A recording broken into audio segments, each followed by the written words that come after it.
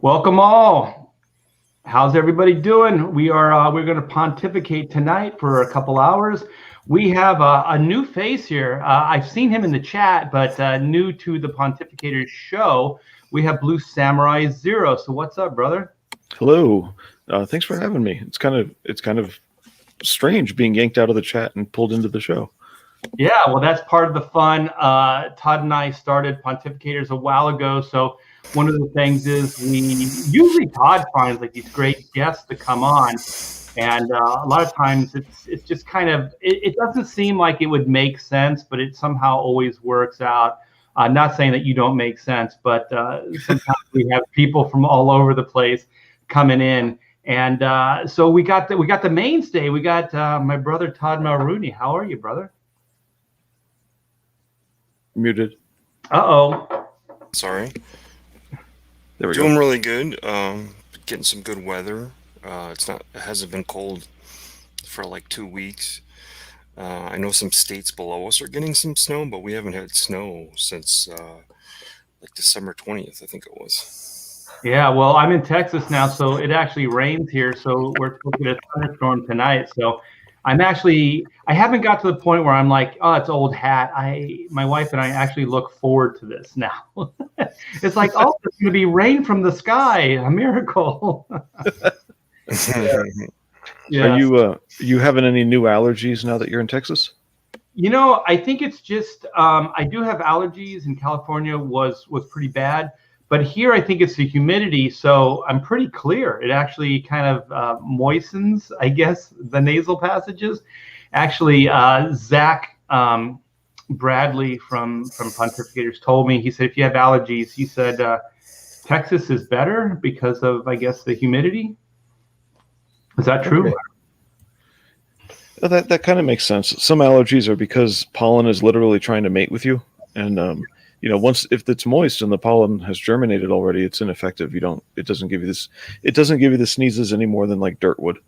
Yeah, he said it's kind of less airborne because of the humidity. So a lot of the allergens and stuff are, they're not in the air. They're more, on things or on the ground or whatever it is. So it's been fantastic. I can't complain about anything here so far. I'm sure I'll find something at some point. But it's good to be back here, man. It's good to be back with Todd. Todd's been kind of vacant for a while as well. And so we do have some other people that I've invited, and they might be in later.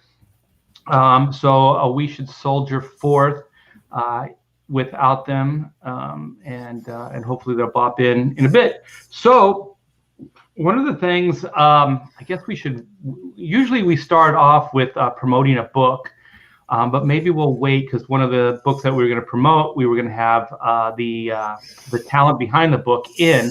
So we'll wait on that. But I do have a friend, and his name's Tom Bancroft. He's an animation. He's just a genius. He's best known for his Disney work. He was a head animator on the character Mushu in Milan, the movie.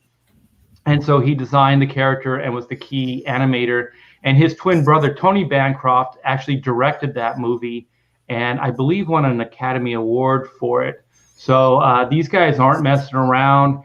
And Tom gave me this link and said to spread it around. So that's what I'm going to do. He's a great guy. He did one of the variant Chrono Mechanics cover. He did Doug. He drew that up for me. And so I've known him forever. He did a drawing of Mushu for my daughter. And when she was younger, it was up on the wall. And I was like, holy shit, Disney animators aren't supposed to draw these characters, because I guess it's against their contracts. They're not supposed to do this stuff. But he did anyway. And we still have it framed somewhere. So the company's called Pencil-ish. So I'm going to share it with you now. Just great guy. He's not new to crowdfunding. He's done a few things himself. He's done some comic book work as well. So this is Tom right here, and let's play the video, and it'll give you a better idea what's going on.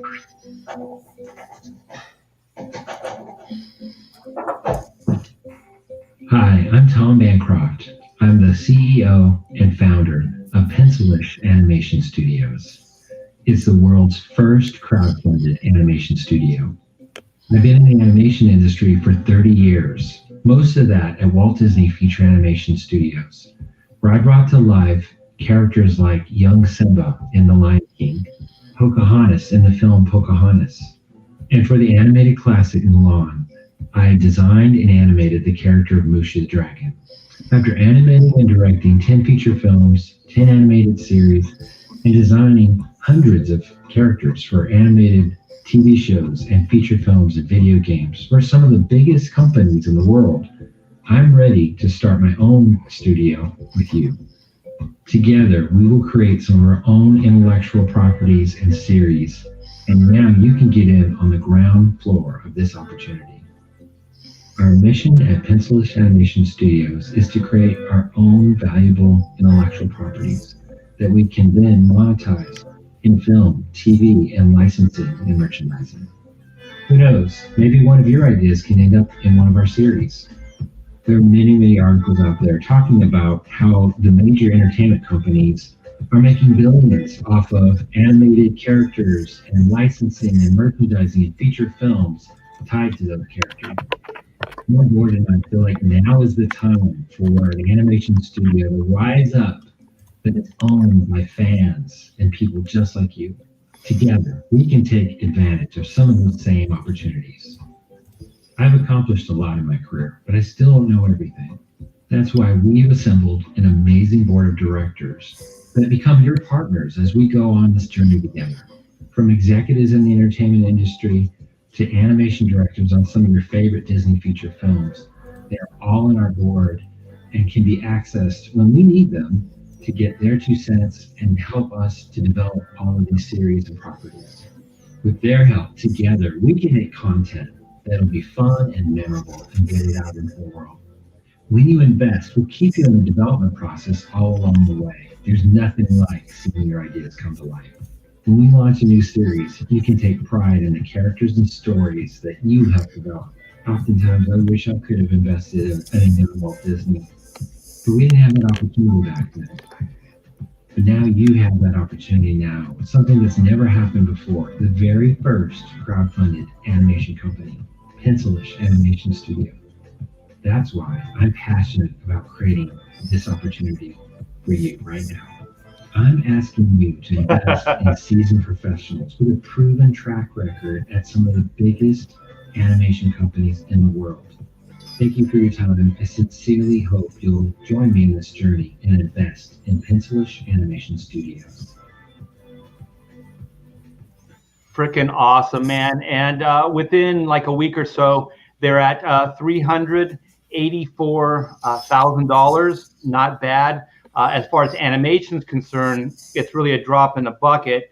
But who knows? Maybe Chrono Mechanics will end up, with these guys. You never can tell. But this is kind of like what Comicsgate is doing, you guys.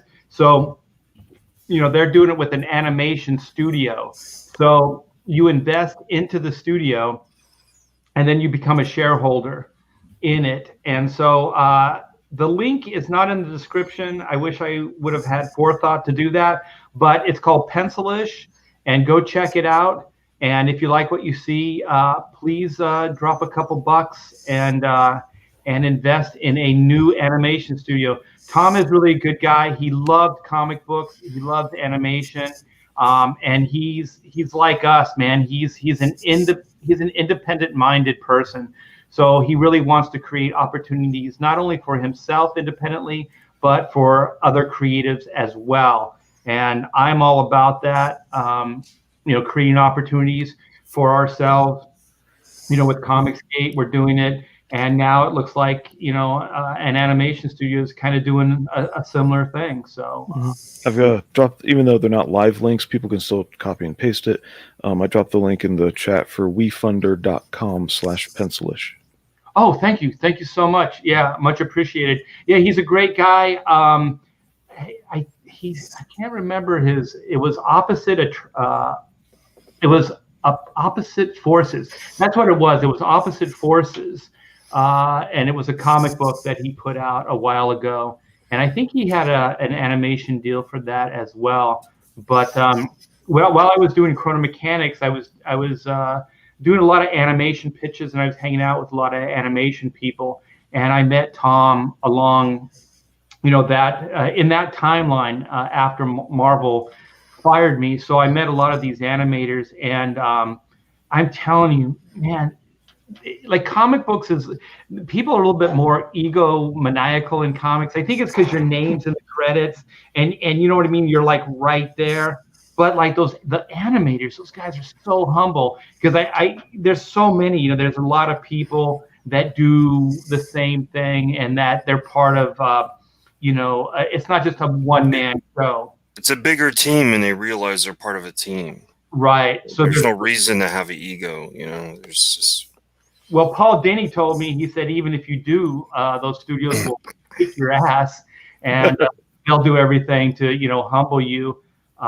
Look what they did to, what was his name from Ren and Stimpy?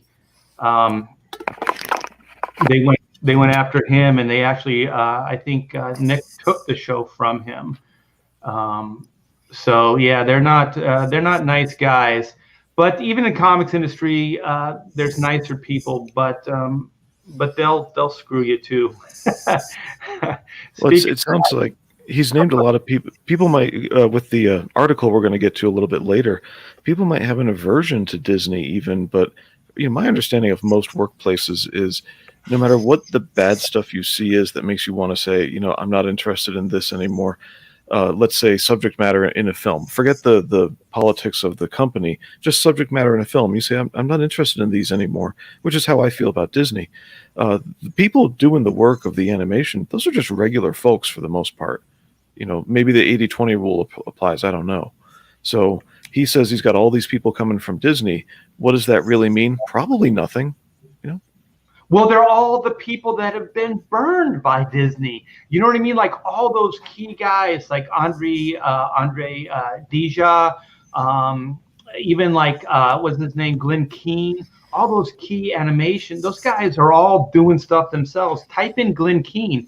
He's been putting out his own animation shorts and stuff. There's one called Duets. These guys are doing this stuff. They're just not doing it with Disney. So I think everybody, just like in comics, we're all looking for an opportunity to plug in our ideas. And so I think animation is the same way. Like there are young people out of school that are going to go right into the, the mix and go into like Disney or Warner Brothers or whatever. But they're going to find, just like, people getting into comic books right now, in 10, 20 years, they're going to be exactly the same place all of us are, right now, because they're just going to get used and abused. There's one thing I remember having a conversation with Jim Lee early on, and Jim said, we were talking about just getting kind of beat up by the industry, and we had just started. And our insight was, you either have to create a studio or you have to create an IP, something that will be beyond you. Otherwise, you're just going to be a work for hire person the rest of your life. And so I think, most of us want to work at Marvel, or you're like in Tom, his case, I wanted to work at Disney. That's what he always wanted. So you do that, but then you find out after a couple of years, it's just not what you thought it was. You don't quite have the freedom. You don't quite have the power to do certain things. And then you kind of get disillusioned. And I know that those guys are. I can't tell you stories, but they've told me some of this. So well, that brings up a certain question of, I'm sorry. Oh, let me read this real quick. Wilson Pax, thank you so much for the $5. I do appreciate it. Super chats are always welcome. So thanks, guys. Go ahead, Blue. Okay, so one of the labels I've heard, and forgive me for merely echoing things that I've heard before, it's we can't label individuals with group character, with group, I'm quoting this wrong, crud. We can't use group labels to apply to individuals necessarily, because the individual isn't always part of the group the way we think they are. I am paraphrasing a guy we might talk about later named Dan Bongino, and what I'm bringing this in for with the Disney guys is I don't have to say you worked for Disney, now you have the stink on you, I will never support anything you ever did again.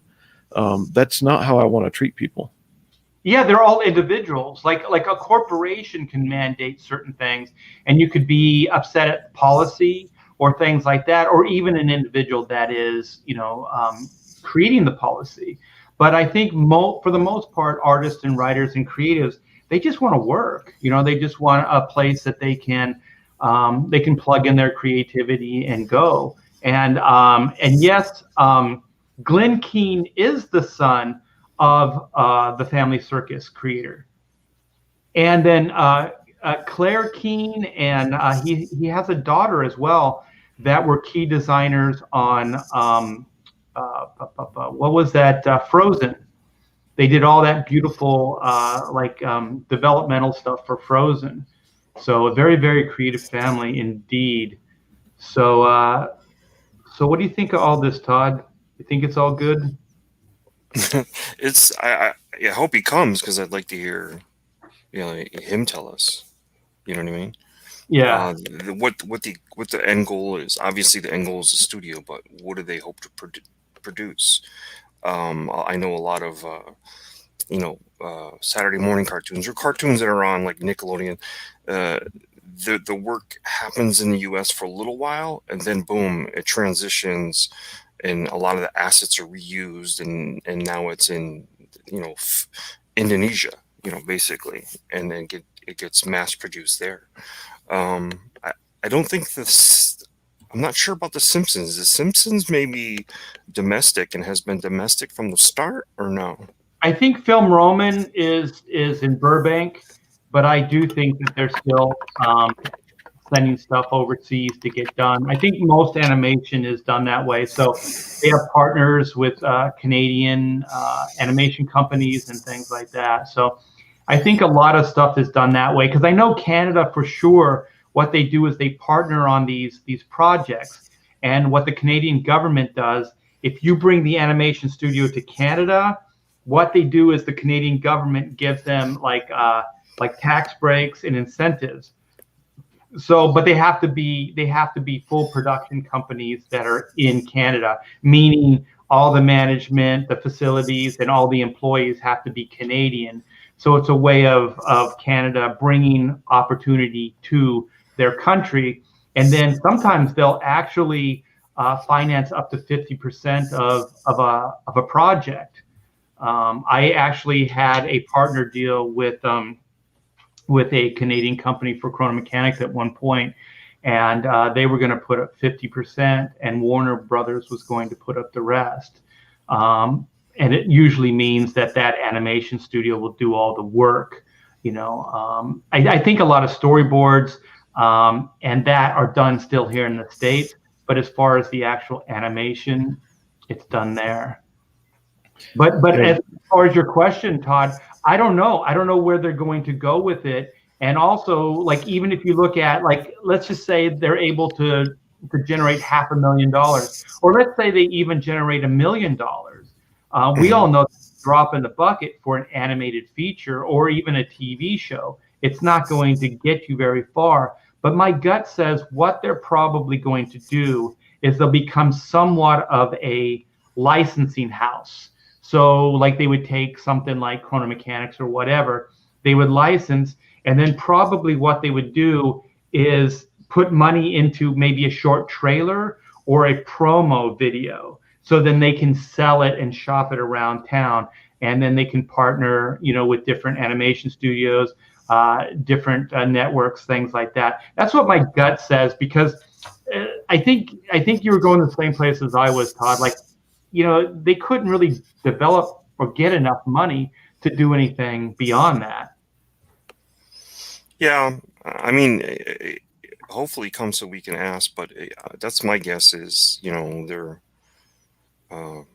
funding the beginnings of something, what I mean? As far as having a place where some workers or a team of people are at, and then you start pitching ideas to get more work. Right. I think Turn an IP into something, whether it be a small a show or it be a feature film. I think that's exactly what they're going to do. And I think they also have a podcast. It's the Bancroft brothers. So Tony and Tom do that show together. It's really good. And they get some like A-list animators on that show. And I think it was Don Bluth they had on the show. And Don Bluth is now crowdfunding feature animation. So he's going with IP ideas and he's bringing it right to the people. And why not? You know what I mean? Like Tom says, if you could get in on the ground floor of like a Disney feature and you were able to invest or something like that, that would be pretty kick-ass. And most of these movies in Hollywood and stuff, they're all investor-based anyways. I know Hollywood used to have big old bashes, like parties, to get investors, involved with stuff like that. So I think that it's definitely where things are headed. And just like with Comicsgate, we're bringing it right to the people, and the people are, by backing a book, they're basically becoming investors, and they're giving you the money so then you can have the time to create these comic books or these IPs.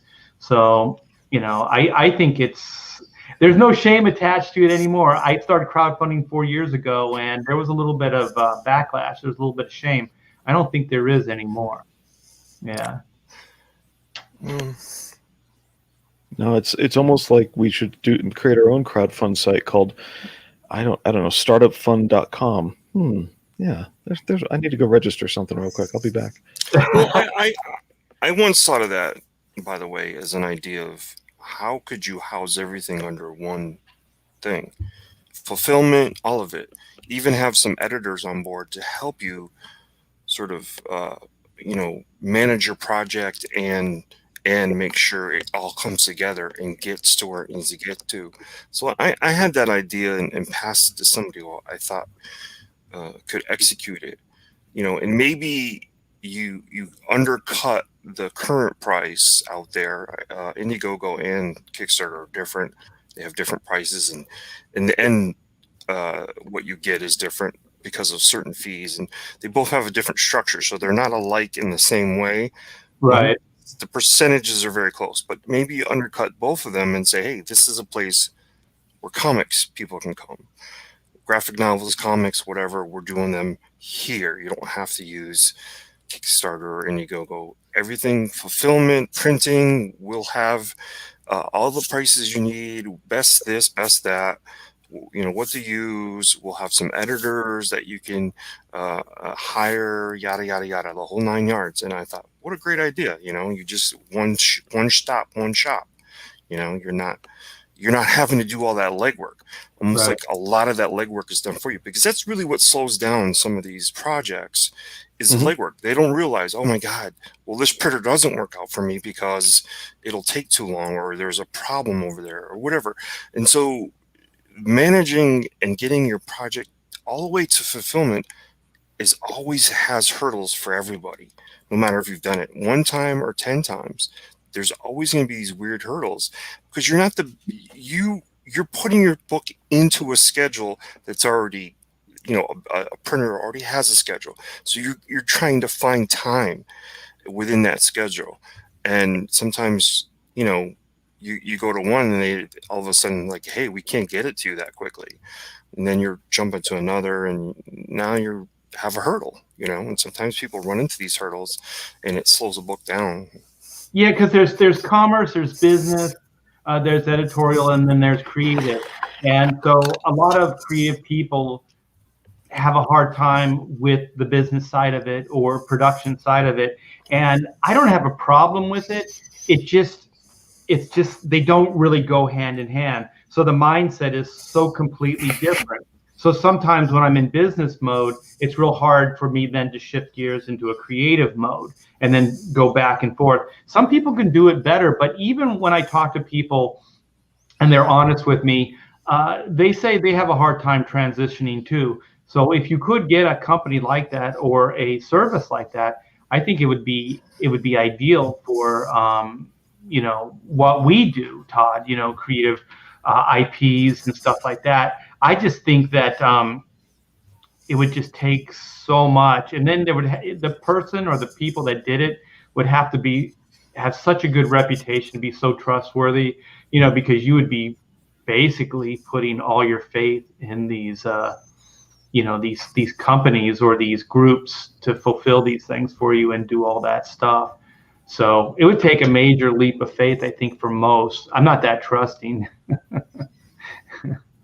Yeah. So it sounds like something that a publisher might be able to extend out and do, but then they're going to deal with all the backlash we'll talk about in a minute of, oh, you're publishing that guy. So yeah, that's one possibility. But on the other hand, then you have if the publisher, whoever's acting as the middleman, the campaign organizer, we'll say, and doing all the things of finding the right printer, if they want to consistently use the same printer in America, no matter where the campaigner lives, and then have things shipped from there, that might not always agree with the campaigner or what paper he wants or things like that. So I hope that they can, they'd have to be a lot more flexible than singular. And as far as I understand, one of the things you want to do to reduce costs in business is start narrowing down, having consistent contracts, things like that. So there's a balancing act to be had. Yeah, I think if there was a strong personality that came in and that was very trustworthy and had a good resume, I think they could do it. But I think that would take quite an individual to be able to unite as many different personalities as we have creatively to do something like that. And on top of that, I don't know, maybe I'm wrong, Todd, but we wouldn't want it to be like a publishing company, right? We'd still want it to be, like individuals. Yeah. Publishing almost makes it seem like, their stamp is on the book, like Simon and Schuster. It's not on the cover, but you look inside and boom, Simon and Schuster. No, I don't think anybody really wants that kind of a thing. But then again, what if somebody did step forward and say, hey, we'll partner with you. We'll partner with all of you and kick in 1% and this and that. And then, everything kind of flows through us. If it were something that were legit and was a good idea and went well for, a few people at first, I think everyone probably would go on board. Yeah, somebody who's not already a publisher becoming that campaign organizer. Right. Yeah. I mean, obviously, I have a person that was involved in our project that was a campaign manager, and you're right. It's certainly creates trust issues because I didn't trust him from the start, and then I ended up being right. Well, do you want to talk about that? We can go off on a little bit of a tangent, then we can get into the main subject. Oh, we have our guest of the hour. Hey, Adam Post, what's up? Hello, Archie Bear. Hey, Todd. Hey, lovely gentlemen. How are you? Hey, what's going on? How you doing, sir? How are you? All right. Very good. Art, I forgot what time zone you're actually in now. You're not like in foreign weird country time zone anymore. You're actually just an hour behind EST. You're practically normal. Yeah. I'm not in the state of the fruits and the nuts anymore. Yeah. Well, that's really, really great. So that's what they refer to as, the Californians. But yeah, it's good to have you on. And yeah, I did want to get into the Mermaids a little bit. But what we were talking about with Todd, this is kind of alley a little bit as well, is organizing or trying to organize Comicsgate. We just lost Todd. He fell down. Okay. It's okay. I mean, I think there are other guys named Todd that are in comics if things don't work out with him. We can replace Todd. McFarlane. There you go. There's another Todd right there. Oh, he'll be back. This is. So how are we going to organize Comicsgate? Yeah, exactly. Alphabetically. It's just easy. It's already out there for us. Okay. Just do it. Start with Adam. Go to Art. Yeah. Blue Samurai and T for Todd. Yeah, we're right up there. Yeah. Whichever Todd it may be. Well, what were you thinking about organizing? What did you mean? Well, I think it was, like Todd was talking about mostly in like production fulfillment type of stuff, like with where then creatives could just concentrate on the book, and then you have fulfillment and possibly printers, the stuff that you've talked about as well, where you could organize groups of printers that would print Comicsgate books, and then even in different countries where these printers could exist, so we could save on shipping, all that kind of stuff. So what are your thoughts on that? Well, there's a lot of opportunities to do a lot of stuff. I started looking into this about a year ago or so, and talked to a couple different.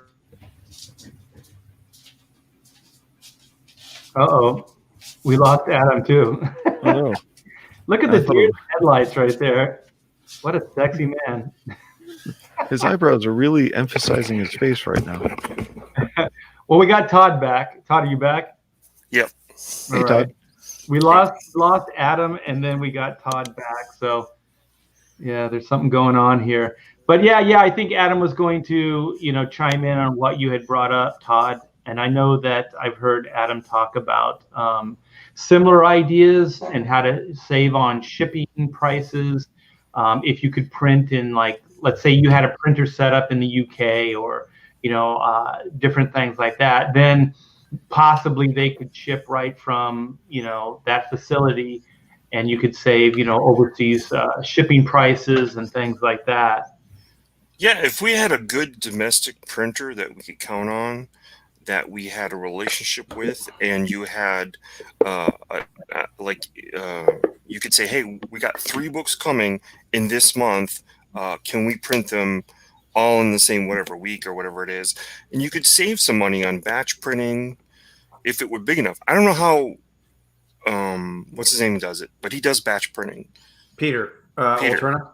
Yeah. So I don't know what he saves by doing that. I don't know any of the specifics, but if possible. For example, like with Alterna, and I'll be kicking myself off the stream in another 2 minutes or so. So definitely listen close so you don't miss my only ability to be on the show. No, with Alterna, Peter's doing something similar to what I did when I was publishing a lot of individual periodicals. And with the right printer, it can be very smart. So if you give them, like, he has common formats. So he gives them newsprint. The Merman has returned. So if you've got, let's say, 4 32-page comics, or some of them are 48, there's 16-page increments, whatever, you can say, hey, look, just like you're printing a newspaper, you set up your press, you got one signature, another signature, another signature. There are savings there usually in negotiating with printers, as much as 30 or 40% even, just depending, of course, on what it is. What Peter is doing, though, he's such a meticulous expert kind of guy in terms of making all of his stuff look great, and working with the printer and figuring all that out. He's really, really mastered cost savings and stuff like that. And I think even on his pricing is just, you have to go check his website, but roughly speaking, about 500 copies of a 32-page book for a color book for like 80 cents a copy, which is really very cheap. Well, it's newsprint, but still, it's very affordable. Mm-hmm.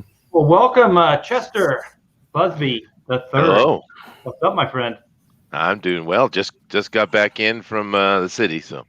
Well, just to catch you up, and anybody else that's come into the chat a little late, is I have a friend, Tom Bancroft, who is funding an animation studio, not just an animated feature, but a studio, and it's called Ticklish. And so I think Blue Samurai put some links in the description. And so that got Todd and I and Blue into talking about possibly, because Comicsgate is already like that, where we're basically, doing these crowd funds. Basically, we have investors come in and put money into the IPs, and then we can create these comic book properties for people.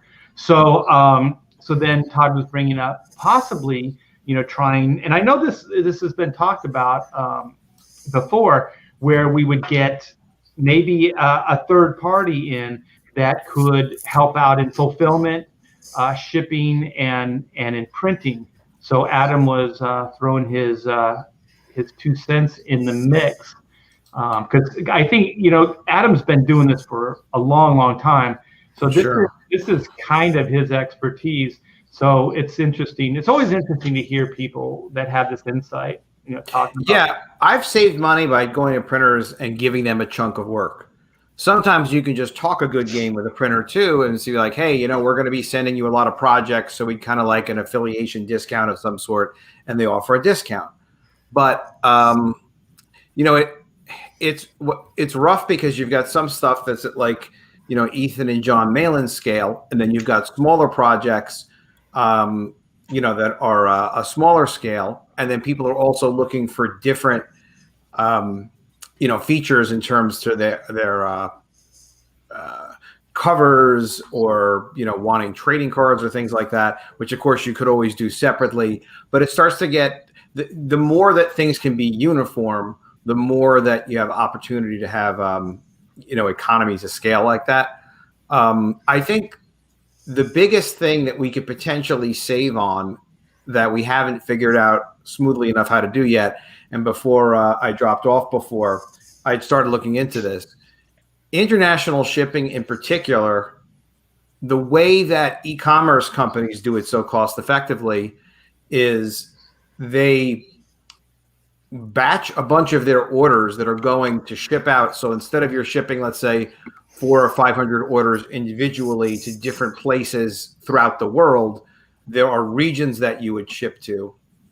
So you would ship maybe like 300 orders to one destination in the EU, and they would redistribute it locally, already prepackaged, ready to ship out.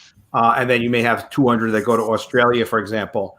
The cost savings on that can be really substantial for international shipping.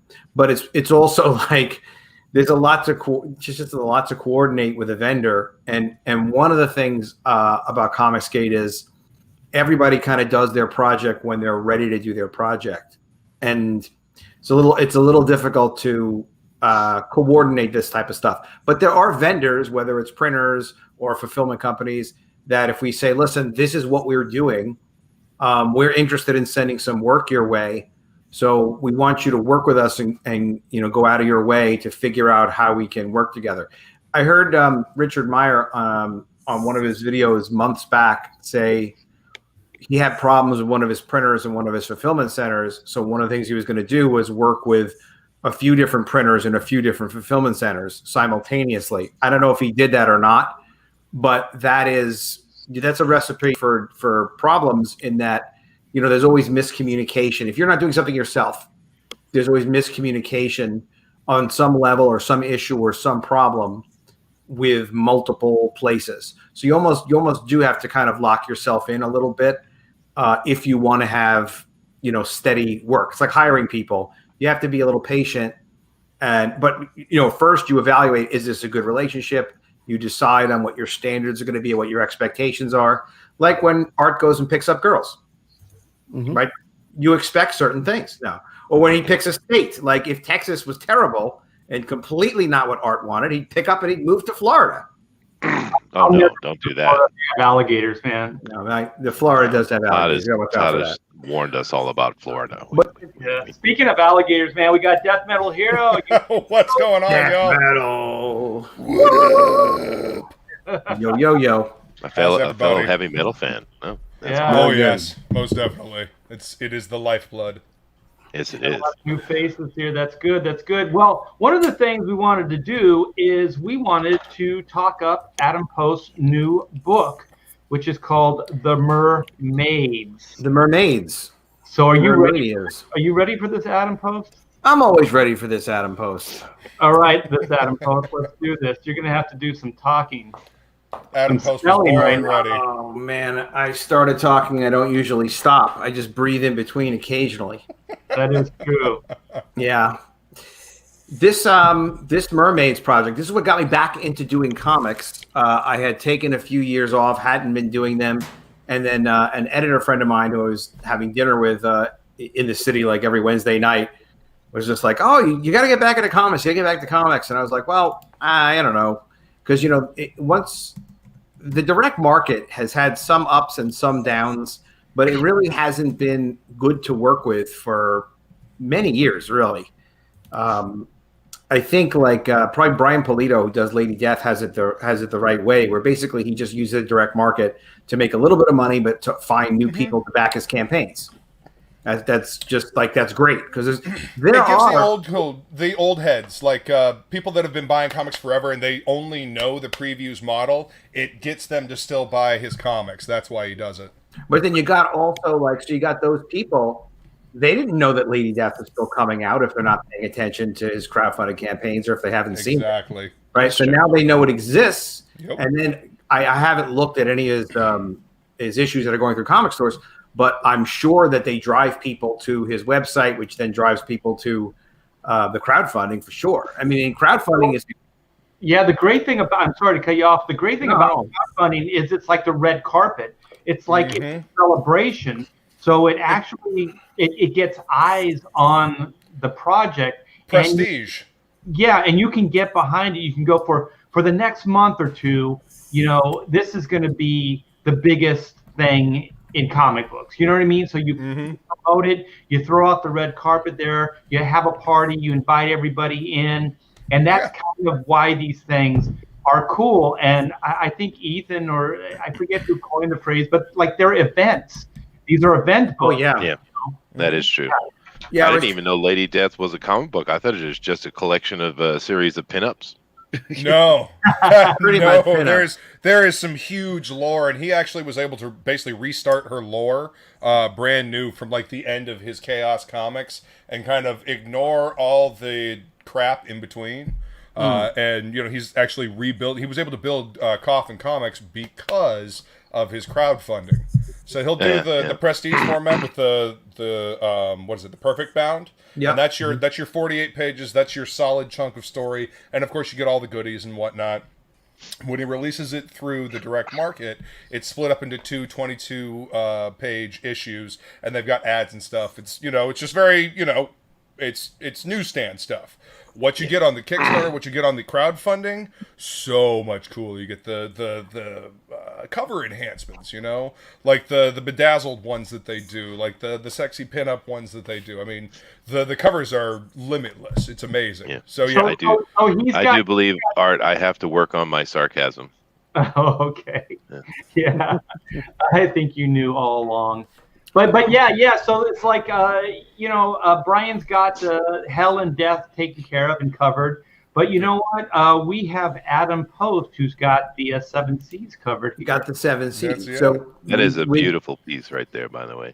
Oh, thanks. Yeah, that is that was initially going to be a character design, and the artist did such a beautiful job with the character designs that I just kind of kept him going, and we developed a lot more characters because Jerry is such an amazing artist. And we did about 30 of these. We just went on and on and on and on doing these.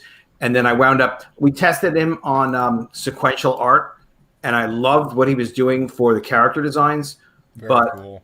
The sequential art, it was okay, but it wasn't as good really all in all as what he was doing these characters. I was just like, you know what, Jerry, you're just great doing this. Let's just do more of these. So we have a ton of them, but 2 of them made it as covers. Are you talking about the Seventh Sea from what is that from Chaosium? I think it's called the role-playing game. Is that what you're talking about? Oh no, I think Art was. No, I was just using that as a segue to get back into talking about Adam. That was one of my first publishing ventures. Actually, I did 2 licensed as a teenager. 2 licensed posters with Chaosium for Masters. Yeah, that's it, Chaosium. Oh, so it is the role playing game. Oh, now you got my attention. It's not really the role playing game, but maybe I should call Charlie and see if he remembers me from 40 years ago. Do it. However long it was. Hell of a long time. But it's its own world. Maybe there will be a role playing game. It was interesting. I was talking to Adam Lawson, who does the Kill Journal, the other night. Nice. He did a role-playing game, which did really well, and he knows that market really, really well. And there is a lot of interest. So once you create so much story and such a immense world, it does give you an opportunity to look at well, you know what? We have all of this development. maybe we can partner with somebody and do something else, another product with it. So the Mermaids, I like to describe it as kind of a Game of Thrones with mermaid characters. They're all mermaids. There's no male mermaids. There's no human beings. It's all just these female mermaids.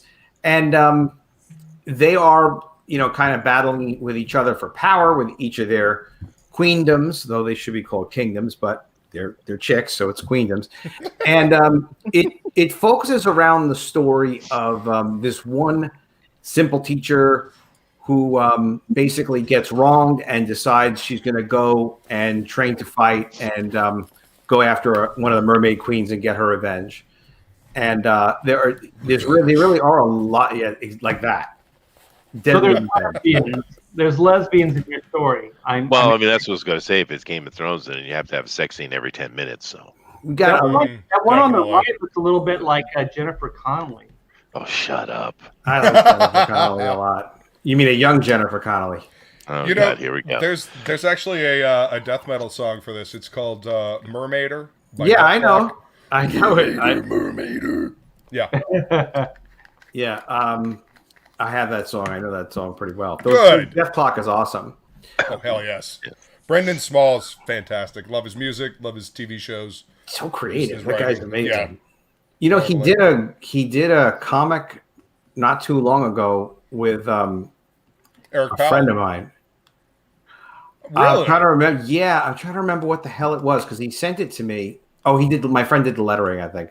He sent it to me. Yeah, Warren. Oh, I can't remember his last name, but it was kind of cool. It was an interesting read. It was a weird science fiction thing. Yeah. Oh wait, was that the one based on the concept album that he did, Galacticon? It might have been. Was it dude flying around in a spaceship had a robot that he spoke with guitar chords? Oh,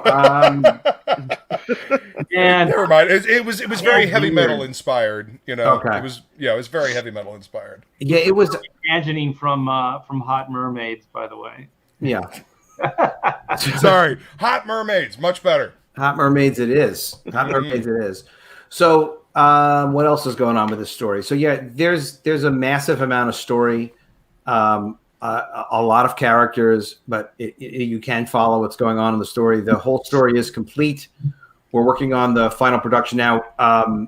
JJ Jackson, who does my production design, is also a cartographer. I forgot that she made maps, and she's like, I made maps. I insist that we add a custom map to show like the 5 main worlds here. That's cool. Like, okay, let's do it. So that added a few more weeks to production, but this is scheduled to ship in April of this year, and it'll ship before April. So these are all 20 of those drawings by Gary? Well, yeah, these are 20 of them. Those are all getting added like pinups to the making of book. So the making of book has the full script, all the rough layouts of all the panel layouts, plus all another 20 plus of these character designs by Jerry that are cool. Thanks. Yeah, he did such a beautiful, beautiful job. There was a lot more of this that I produced than I plan on using for the comic. It's just once he started producing these, I didn't want to have him stop. Does anybody else get like an Alphonse Mucha vibe from these? Oh yeah, like with the framing that he's doing. I dig it. It's fucking great. Yeah, it wasn't even part of the assignment. He just wanted to display that way. Nice. I found him on Facebook. He was drawing these different, interesting-looking fairy characters when I was looking for somebody for mermaids. I'm like, well, he's really creating these distinctive, interesting-looking characters. What a great guy to do character designs for these mermaids. I wanted him to do like maybe 5 of them, and that would be kind of enough to get the development kind of started up. They just kept coming in great. So I was like, all right, Jerry, just keep going as long as you have time to do these things. Oh, hell yeah. So well, everybody, the Mermaids is in demand right now. The link is in the description. Thank you for that. Click on the link and go check it out. When are you going to be shipping this bad boy, Adam Post? Well, it's scheduled for April 2021. We'll probably be shipping either late February or early March. We'll be a little ahead of the game for sure. Well, very good, very good. Awesome. I know that Chester really wanted to talk about this next subject. So we're talking about traders. We're talking about blacklisting creators from publishing. My gosh, we live in some crazy ass times. So We do. I can't wait to see what you guys think of this. Let me screen share. Well, as you're switching that over, I'll for Adam's sake, do you know that the mermaid is actually a modern amalgam? Way back in the day when we have this image of the siren, people kind of think of that as a mermaid, but in actuality, it was something that looked more like a harpy. And the selkie, which is coming from Celtic lands of the seal that could become human, right? Which were female. The actual original concept of the fish men or the mermen wasn't specifically female at all. It kind of became an amalgam over time. So yeah, I've seen merman characters around, and I just kind of look at it and you're like, well, I want all female. Oh, it's I not want as mermaid. sexy. Yeah, I get It's not. I mean, not for me anyway. I'm sure there's some guys that are like, that is my thing. Send them over my way. No one judges Todd. Give them my cell phone number. Yeah, but I would feel silly doing that. If anything, like in Mermaids 2, I would have some human man come here and be like, "Hey, get over here, you guys," and then kind of bossing them around and stuff just to piss people off. He'd be wrangling them. Yeah, he'd wrangle up the mermaids. Maybe have one for lunch. Who knows? Would he have a whip? He could have a whip. Jason Momoa needs a whipping. Hey, Luke, what are you smoking there? My pipe. I mean, I figured I couldn't be on Pontificators without a proper pipe. Yeah. Okay. So it's nothing. No, we got to get it. We got to get into pipe envy here. Is that what's going to happen now? Oh, my pipe's name is Strider. Oh, of course. Yeah. My pipe is bigger than yours, Chester. All right. Hey, man, how's the new house? I'm sure you probably already covered this, but I haven't talked to you in a while. How's the new house, Art? Yeah, great. Everything's bigger in Texas, which I like. Yeah, it's spread out. And they built this house, this whole neighborhood, in the middle of a forest. So green belts all over. There's trails to walk and ride your bike. I think a quarter of a mile. It's not even that far. It's like around the block here. There's a lake, and so there's fishing and just hanging out and stuff like that. And there's parks all over the place. So it's weird because my wife and I were out and we're seeing all these kids playing and riding their bike and having a good time. We're thinking, oh my gosh, it would be such a better place to have raised our daughter. Like normal people outside, just being family people. Yeah. Well, our house in California in the Corona was on a 1 to a 1.5 grade, so it was almost straight down. So there are houses built in the mountains in the hills, and so one of the things you always fear is like, oh, your kid's going to go out on a bicycle or on a razor scooter, they're just going to take a header, and so yeah.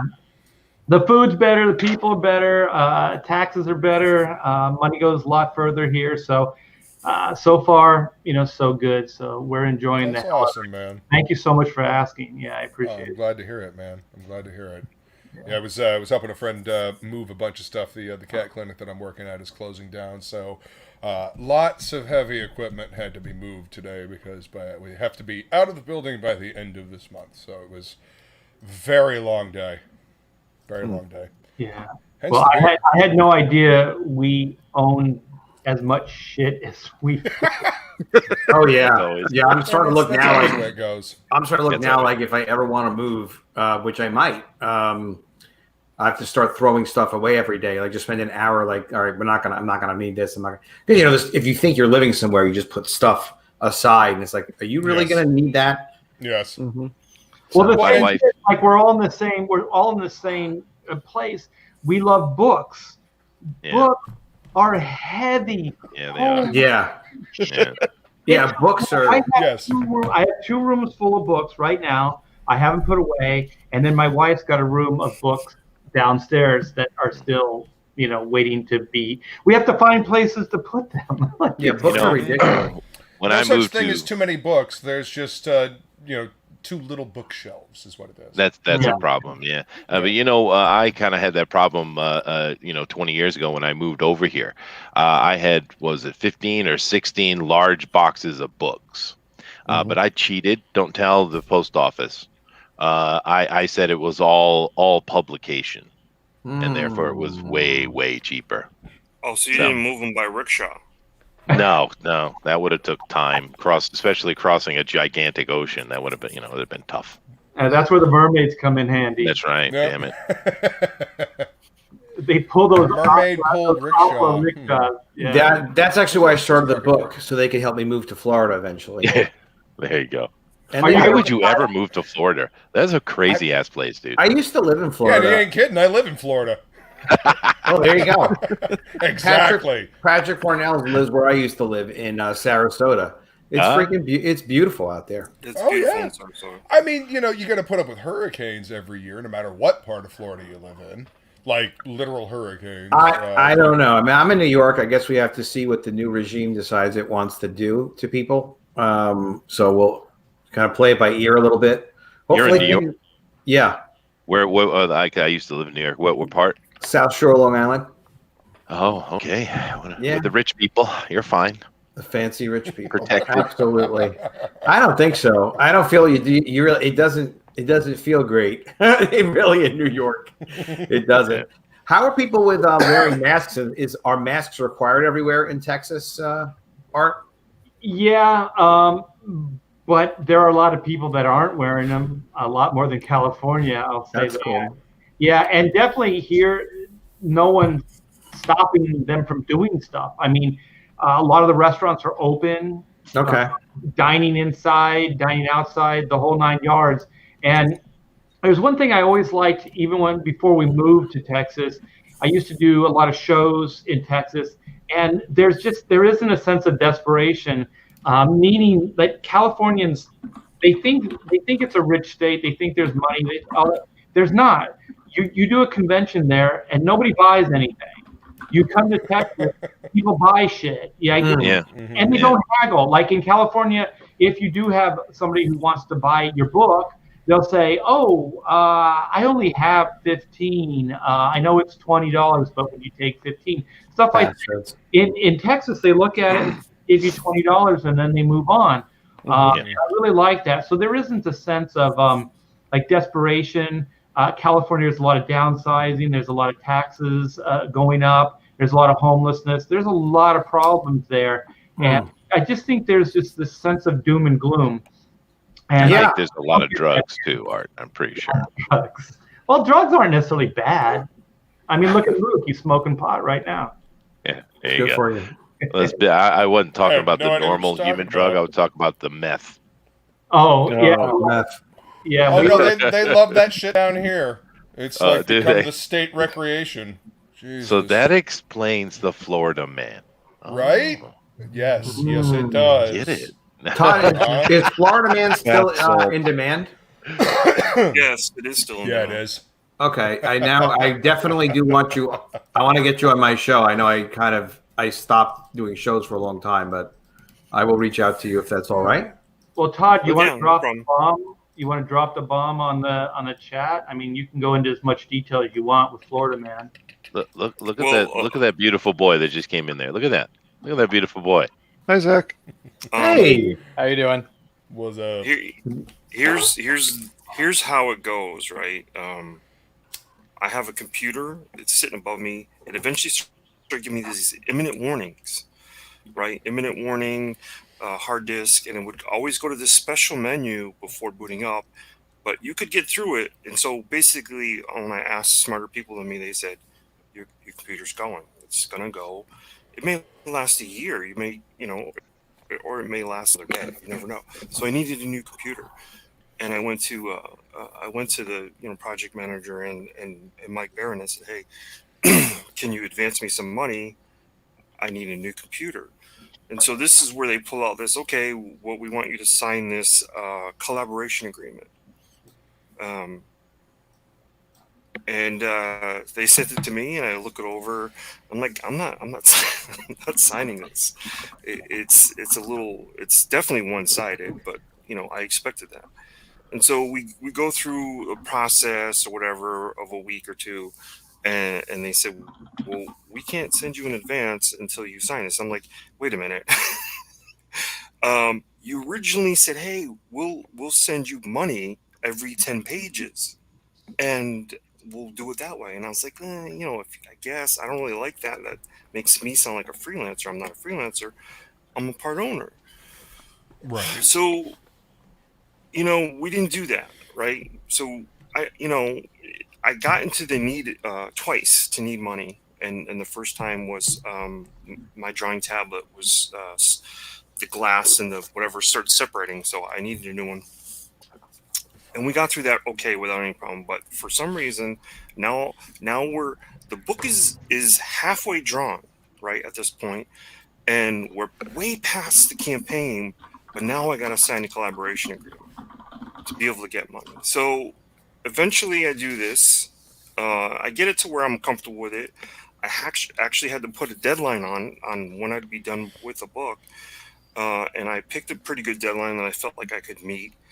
And then within days of that, there was a character that I came across in the script that was dressed. His name was Downtown Brown, and what he represented was the promoter. He represented the Vince McMahon in this book, right? So his name was Downtown Brown, and the reference I was given was Cab Calloway. Have him look like Cab Calloway in this zoot suit. Yeah. Wow. So this picture is from 1943, and the only place you're going to see anyone wear a zoot suit maybe is if they're representing like a swing band. So I didn't think, I just didn't think anything of it, and I created a character who I thought basically what he's saying is flashy dresser, used car salesman kind of guy, who has certain arrogance to him, and I created a guy, Right. and I turned it in, and in this collaboration agreement, it says based on your role, you get final say. But Mike, as an editor, could kick it back to you and say he doesn't like it. So we could do that. Basically, if you look at the collaboration agreement, we could do that back and forth until they make me late. But I basically said, hey, I get final say on what the character looks like. This doesn't make any sense to me, because I think personally, if you see somebody in a zoot suit, you're going to stop dead in your tracks and go, really? A zoot suit? And then you're going to go, really, in Florida? So anything that takes you out of the momentum of reading the book and reading the script and kind of like the flow, I was really trying to fix all these issues and stuff like that. And so I didn't draw that character in a zoot suit. Like I said, I drew him in a very flashy suit. I gave him a scarf. Even in Florida, you don't see many scarves, but I gave him a little bit of a scarf, and it made him look kind of trendy looking, and that got me removed from the book. Oh, so you're not on Florida Man. I'm no longer on Florida Man. I did not realize that. 35 pages, smoothed out so many of the issues that are in the book. I'm part owner, yet I've been removed. Did you get paid? I did get the advance, and I will get what it depends, because the language in this collaboration agreement is really weird. But if I don't make the book late, I should get my 45% that I would have gotten. But if I make the book late somehow, if they can blame me for making it late, you've removed me. But I'm sure they've, there is no language by the way, in the collaboration agreement for removing anybody. It's 3-party agreement. 2 of them are workers and one's just a project manager. There's nothing that says, hey, if you do this, we're going to give you a warning first. And if you do it again, we're going to send you to the principal and blah, blah, blah. There is absolutely no language in this collaboration agreement that says how one party would remove another. Basically, what they're citing is they deem me unwilling and unable to finish. And then there's that contradictory, you get the last say, but we can reject your last say, but you get the last say. It's really weird how it's written. And basically what it comes down to is they put out, on the day that they removed me, they put an update up onto the campaign of people that they already had in line to finish this book. So this whole thing of me needing money and this collaboration agreement was just a ploy. Welcome to the comics industry, Yeah. my friend. Oh. That update went out. How many times I've had, like, you find out, oh, we can't do without you, and then you find out there were 2 other people that were right behind you for the job. That as soon as they got rid of you for whatever reason, they step right in. I mean, it's pretty standard. The What kind of collaboration contract- agreement, it's signed and dated by me and never was. It's nutty. Yeah, you showed that before that you signed it early on and they hadn't signed it until after it became necessary. But what kind of contract did you have in the first place that then they changed to a collaboration agreement? We had a verbal contract that was Mike. You know, I've shown the video where Mike says I went to him, offered him ownership if he would join me in doing this, and this is a year way before Chris Brawley's ever involved. So we had a verbal contract, and I always, even before the collaboration agreement, said we're still on this verbal contract. I never look. They coerced me to sign this contract so that I could get money, so that I could get a computer. Basically. Don't. Someone asked about showing the contract publicly. Yeah, no, he won't. Yeah, I'm no legal No. expert, but yeah, you don't. Yeah, he won't. Yeah. I've actually shown it. Look, I've actually sent it to lawyers through email. It says something about being from Boulder, Colorado, because that's where Dave's Mike Barron's from. So I got on a hotline. There's like a legal advice hotline, and I talked to lawyers, and then they said, "Well, send us. I'll look it over, give you some free advice, but I'm just going to look it over." Well, I'm sorry that you had a hassle with it, and you know what? You can do your own project too, and you know, I'm doing a show now, except for tonight, every night at 9:00. So I'd be happy to have you on my show when you're ready with a project, even a sign-up list. And that goes for, you know, I'm really trying to support everybody in CG with that. And I'm loving it. I'm just loving having conversations every night with everybody at 9. It's a lot of fun. But yeah, it's hard working with other people. It's so hard working with other people.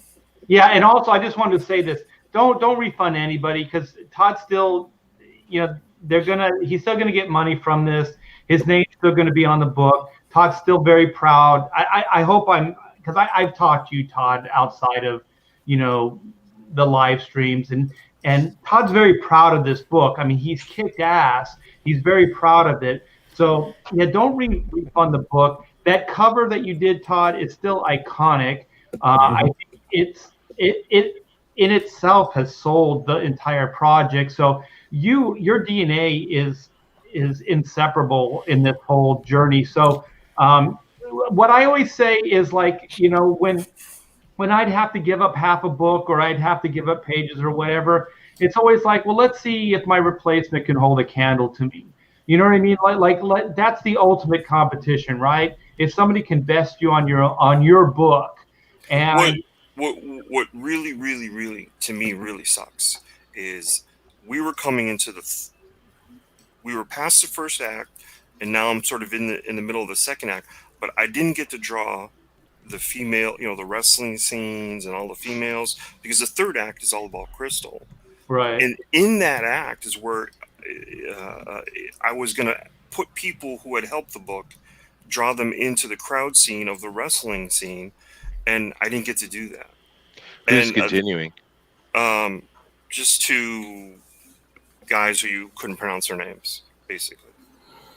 Okay. I know those guys, I think. I've not seen any of those guys. They sleep in the shadows. Yeah, they're shadowy figures. Yeah, but yeah, I'm really sorry, Todd. I'm glad that you got it out there.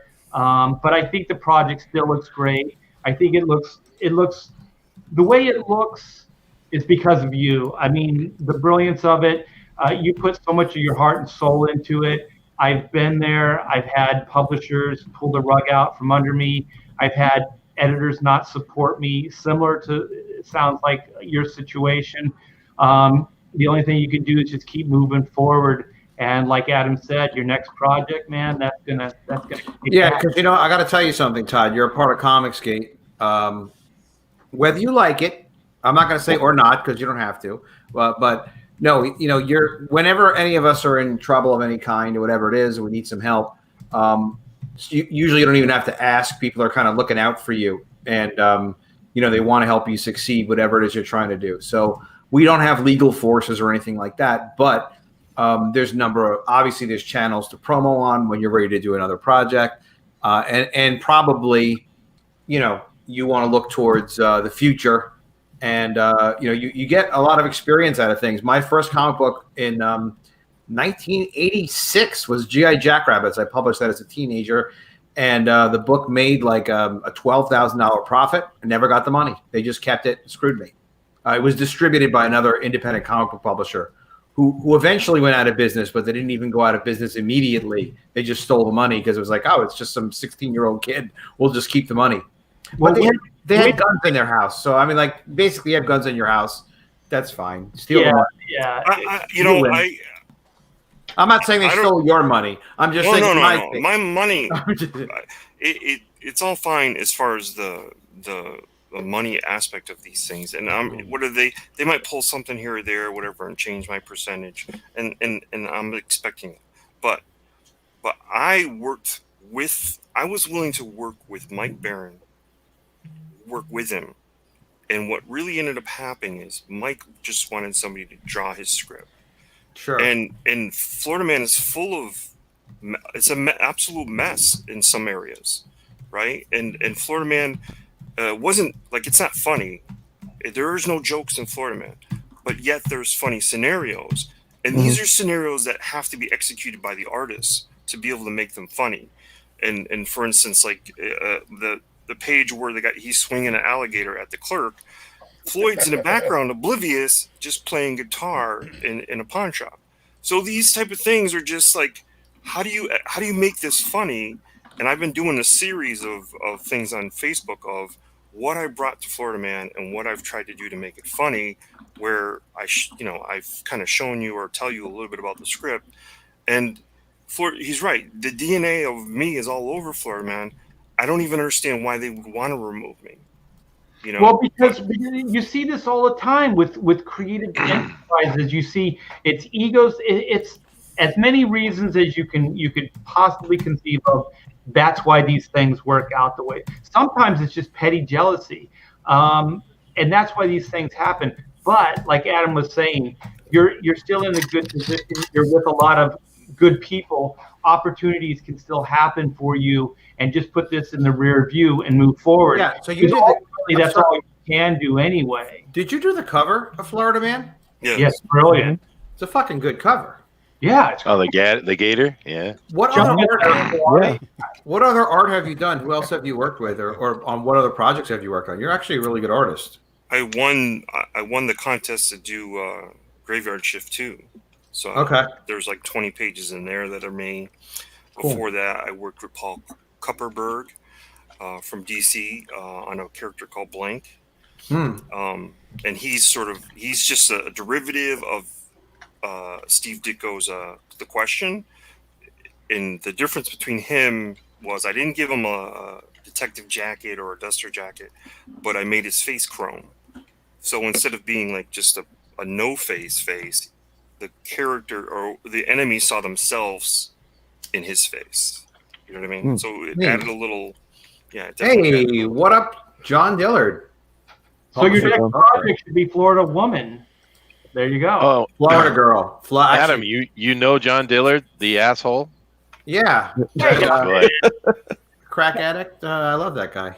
Todd, not to be, he's a lot of fun. He's got a hell of a radio voice. He certainly does. He does. And he hunts for gold and goes on adventures. He's got that same tar voice that Cornelius has. Oh, well, Yeah. Have you seen us in the same place? Huh? I mean, you guys look a little different, but no, I'm a Celt. He's a Mexican. It's perfect. He's fun. He's fun people. Triangulating around the globe along ley lines. Yeah. By the way, Todd, not to be too sycophantic or anything, but with that Zoot Suit character that you changed, because for the reason, your reasons and whatnot, I remember you explaining him a little bit on Twitter and whatnot. I got to tell you, man, your version of him, the new version, the replacement, I understood him just what he was from his posture, the way he's holding his head, everything, just from looking at him. The sleazy used golf cart salesman type, in there. I got it. So hey, you drew a good character. Like Sorry, it worked out this way. Florida trope. Pixel. I mean, that's so you cannot mean. Drive Pixel. down US 1 without used car lots on either side of the road, all over the place. Here's the question, everybody. No, you see these people. Like, speaking as a person that lives in Florida, you literally see these people dressed up like this. Like in my town, we have an old dude that dresses up in his old pimp outfits, like with feather hat all the way down to awesome, the shoes, all matched, everything, socks, everything, every color, pink, white, blue, red. Yeah, old Pimp Willie. Yeah, good goldfish. These people exist in this state. There you go. You know, that's kind of what I went for. I just didn't think, what they flipped out because of that somehow. It's a series of things. Yeah, but we should start getting into the topic. Okay. That's the topic. And possibly introduce Zach Bradley. Hello. No, I'm just 14 minutes what is later. this? The sixth wheel? Yeah, I'm the seventh. Seventh Wheel. yes, the seventh son of the seventh son. Oh, no. Yeah, I got nobody next to me. No one wants to sit next to me. I'm that kid at the end of the table no one's talked to. You're the lone man. You got a pretty lady, so you win. You're the pretty girl that we are embarrassed to talk to. There you go. That's pretty accurate. Yeah. Oh, Kawaiso. Was that supposed to make you feel good? Huh? Was that supposed to make Zach feel good, Adam? Or you said pretty good? I was hitting on him. Did it work? Oh, mixed feelings there. Flattery. There's a topic? There's a spirit scar. Art goes into this. He's like, I know Adam is going to really help us keep on track. It's going to be a much more focused, it's going to be a great show if I get Adam on. Probably the worst show ever. Sorry, but the topic, if anybody. Yeah, go ahead. It's my favorite topic. I believe. Adam, I'm just astounded that you yet again found a way to work in GI Jackrabbits everywhere you go. Did I mention you? Oh yeah, GI Jackrabbits. That's right. That was my first book, 1986. Got ripped off for it, just like you did. When you didn't get ripped off. You didn't get ripped off. No. But when you bring things up like that, it makes me sad that I own a copy. I was like, Adam's a nice guy. I'll go find that book. I found a copy. I'm like, great. And then you never got paid for it. Now, I feel evil now. No, that was a great. No, I love doing that book. They did me such a favor by putting the book out. That got distributed internationally.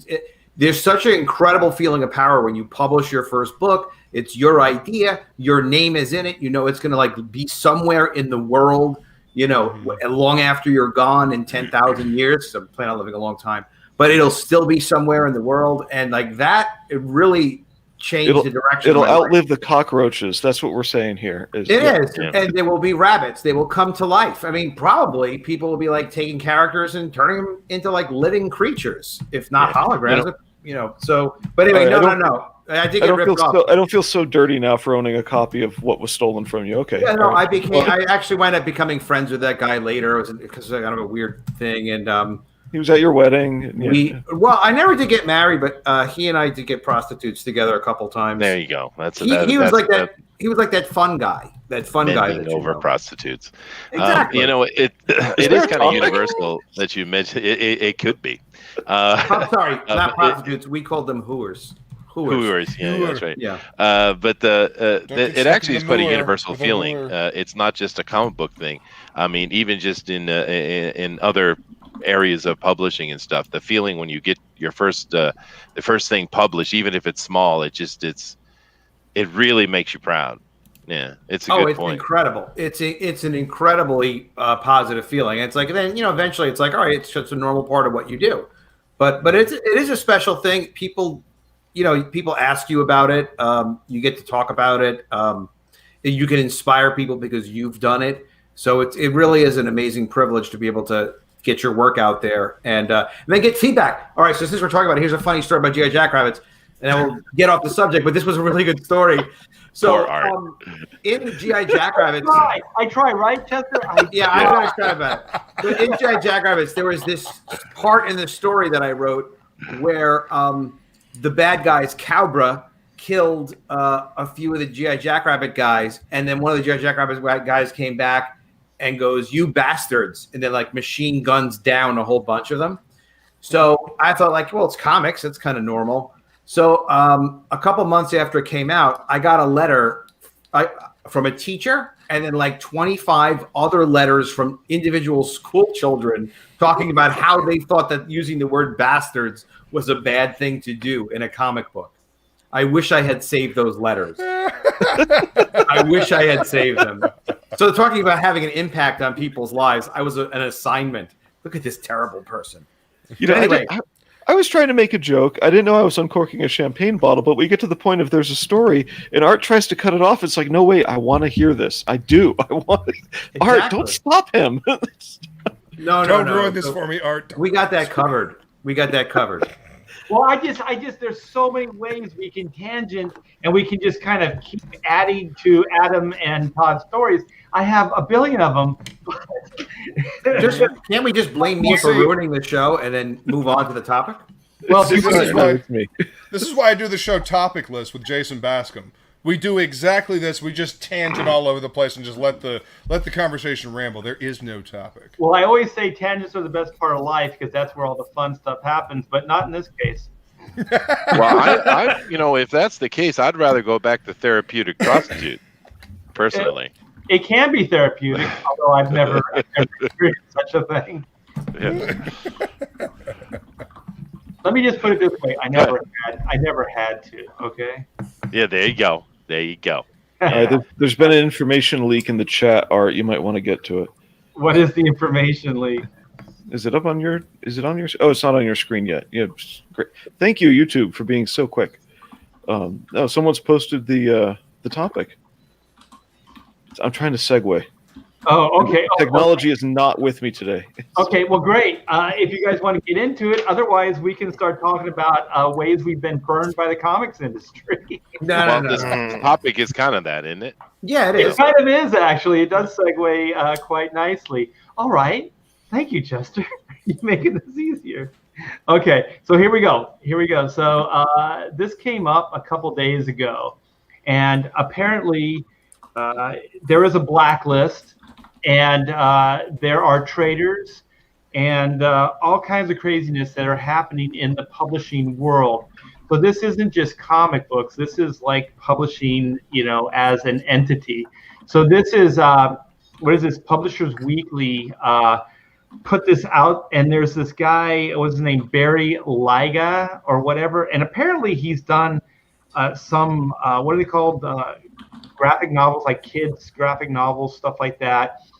So he has been published. He's a writer, and so he concocted this and then got a bunch of people to sign off on it.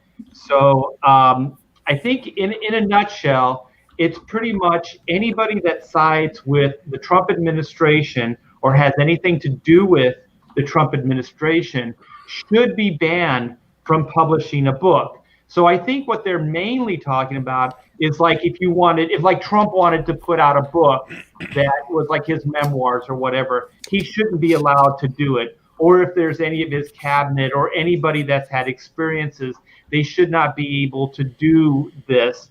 And then on top of that, it goes further, which I think is what they're trying to do. Anybody that has any kind of affiliation or even voted for Donald Trump will be blacklisted. So the title is No Book Deal for Traitors.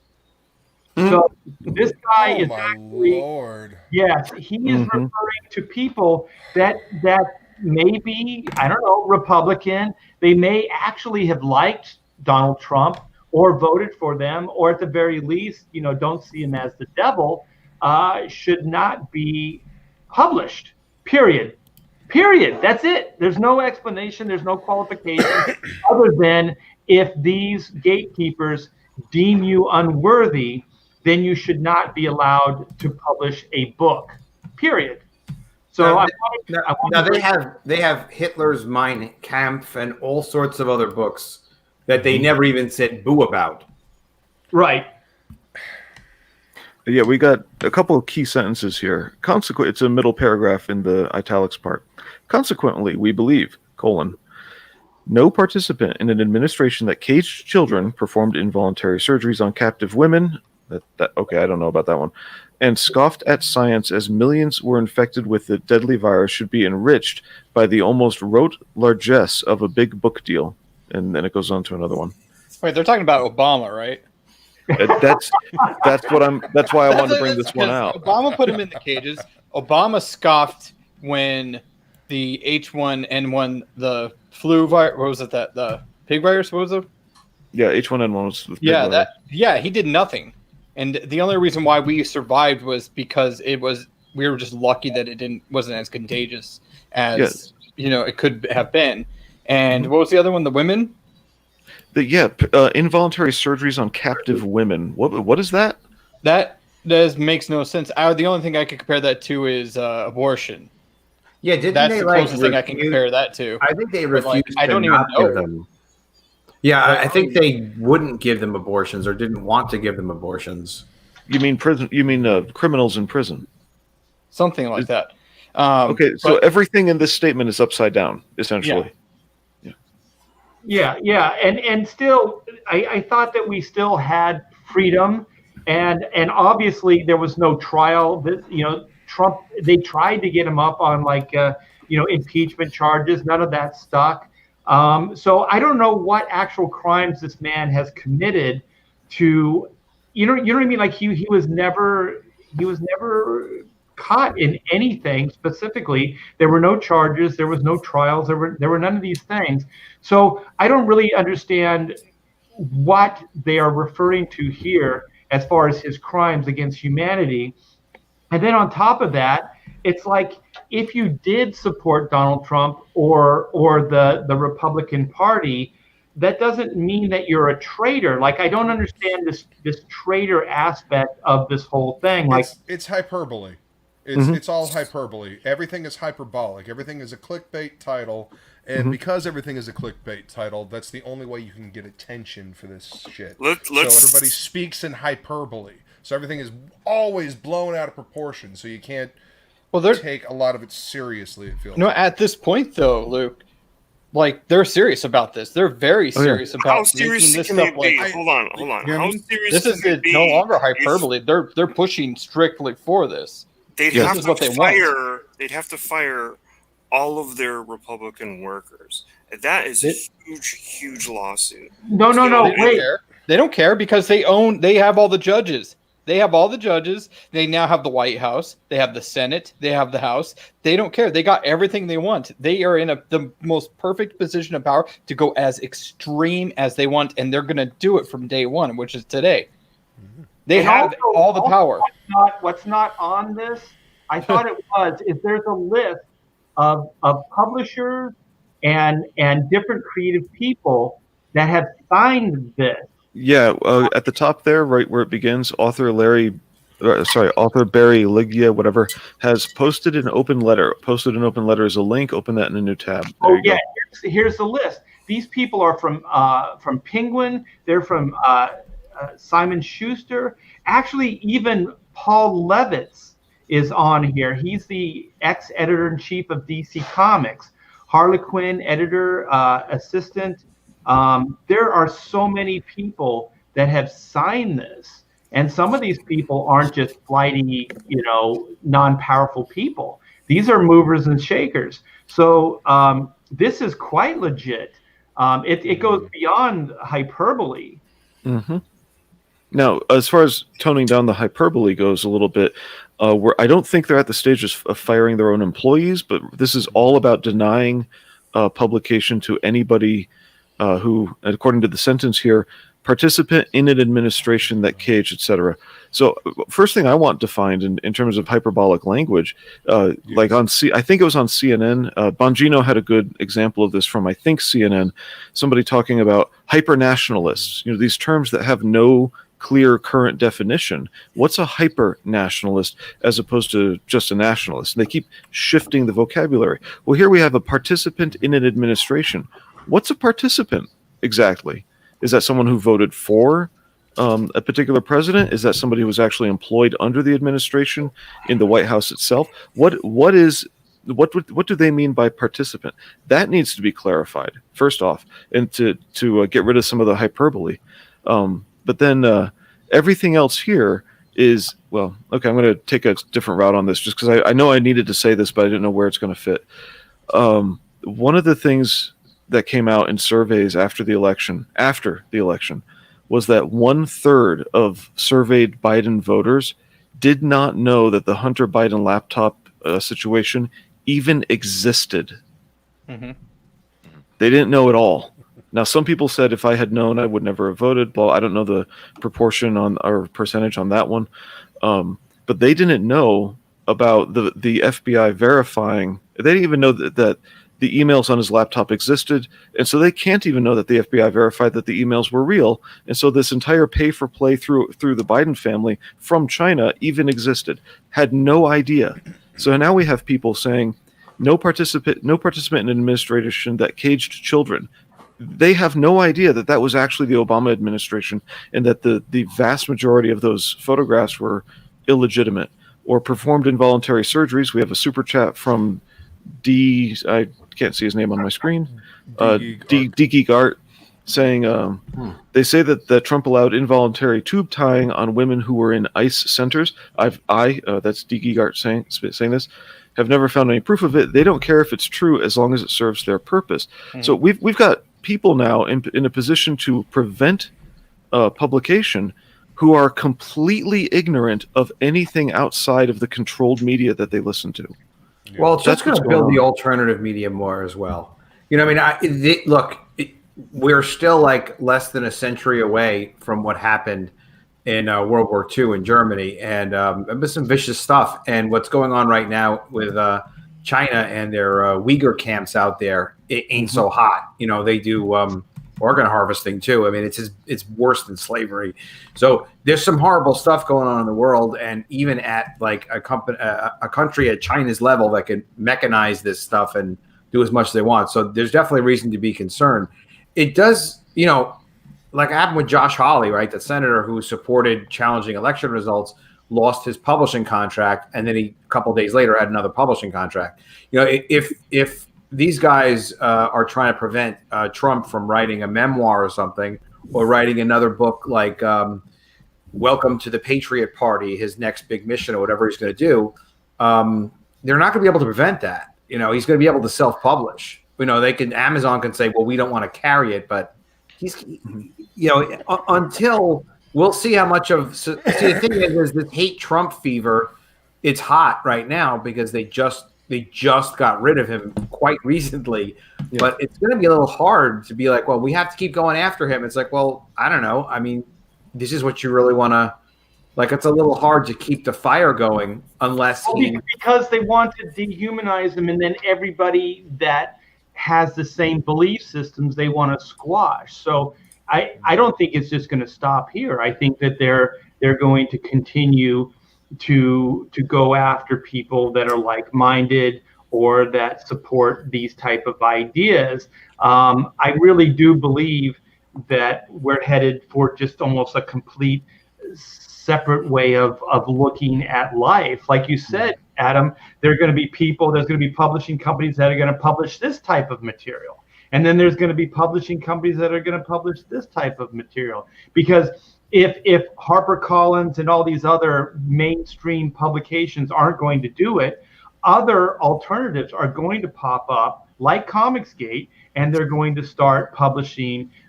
The word is still going to get out there.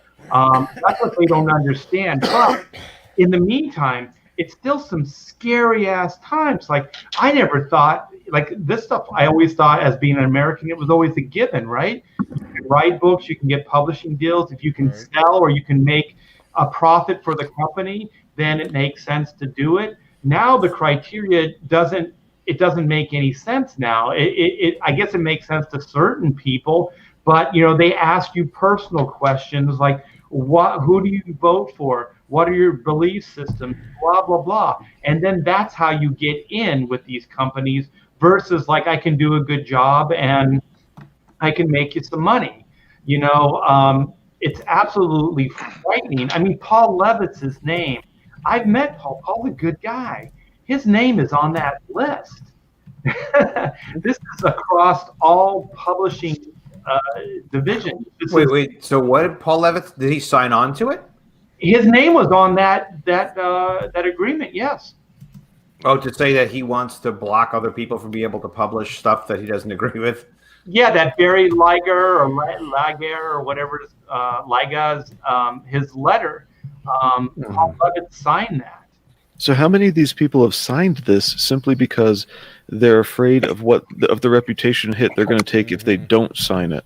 Sure. And the problem is that's kind of like what extremist Islam teaches. The extremist Muslims, they don't care about the vast majority of moderate Muslims being moderate. All they care about is enough of a Muslim population in a particular area so that the extremists can come into the area and say, we demand to install Sharia law. It's the same thing. The template doesn't change. They don't care about, as long as you capitulate just to sign it, even though you're really not for it, you're just trying to save your own ass. As long as they get enough names to sign in one place, then they can use that list of names to pressure the next place. Kind of like what those patent thieves do, if you know what I mean. So. Yeah. Well, I mean, but the thing that's you got to understand is going on here. It's a much bigger picture than simply banning people from writing books. This is communism 101, Marxism. And it always goes down this way. It always has. And it's all about creating great amounts of fear in the public so people shut their mouth. And then, about moving and taking away rights and creating greater levels of fear. You would think this kind of shows you in a way that these politicians and such are not very smart people. Because if they had done any kind of study at all, they would know that the first people who die when the revolution kicks off is them. Well, and it's not the enemy that kills them; it's the communists that kill them. Trump gave his last rally, which was right before Election Day. He said, he really enjoyed being president, and he wouldn't change it for the world, something like that. And it kind of said, like, it almost really did sound like his intention was he'll win the election and everything, but there will be issues with votes and whatever. As he said, there's going to be problems with votes. We are almost kind of in a phase where, it was great having him fight for the interests of conservative people and people that want to keep this country, great for what it is and maintain everybody's rights. But at some point, either we have to kind of do it on our own, not like individually necessarily, but through a separate organization, through a separate party that just says, listen, we want this country to be a great country.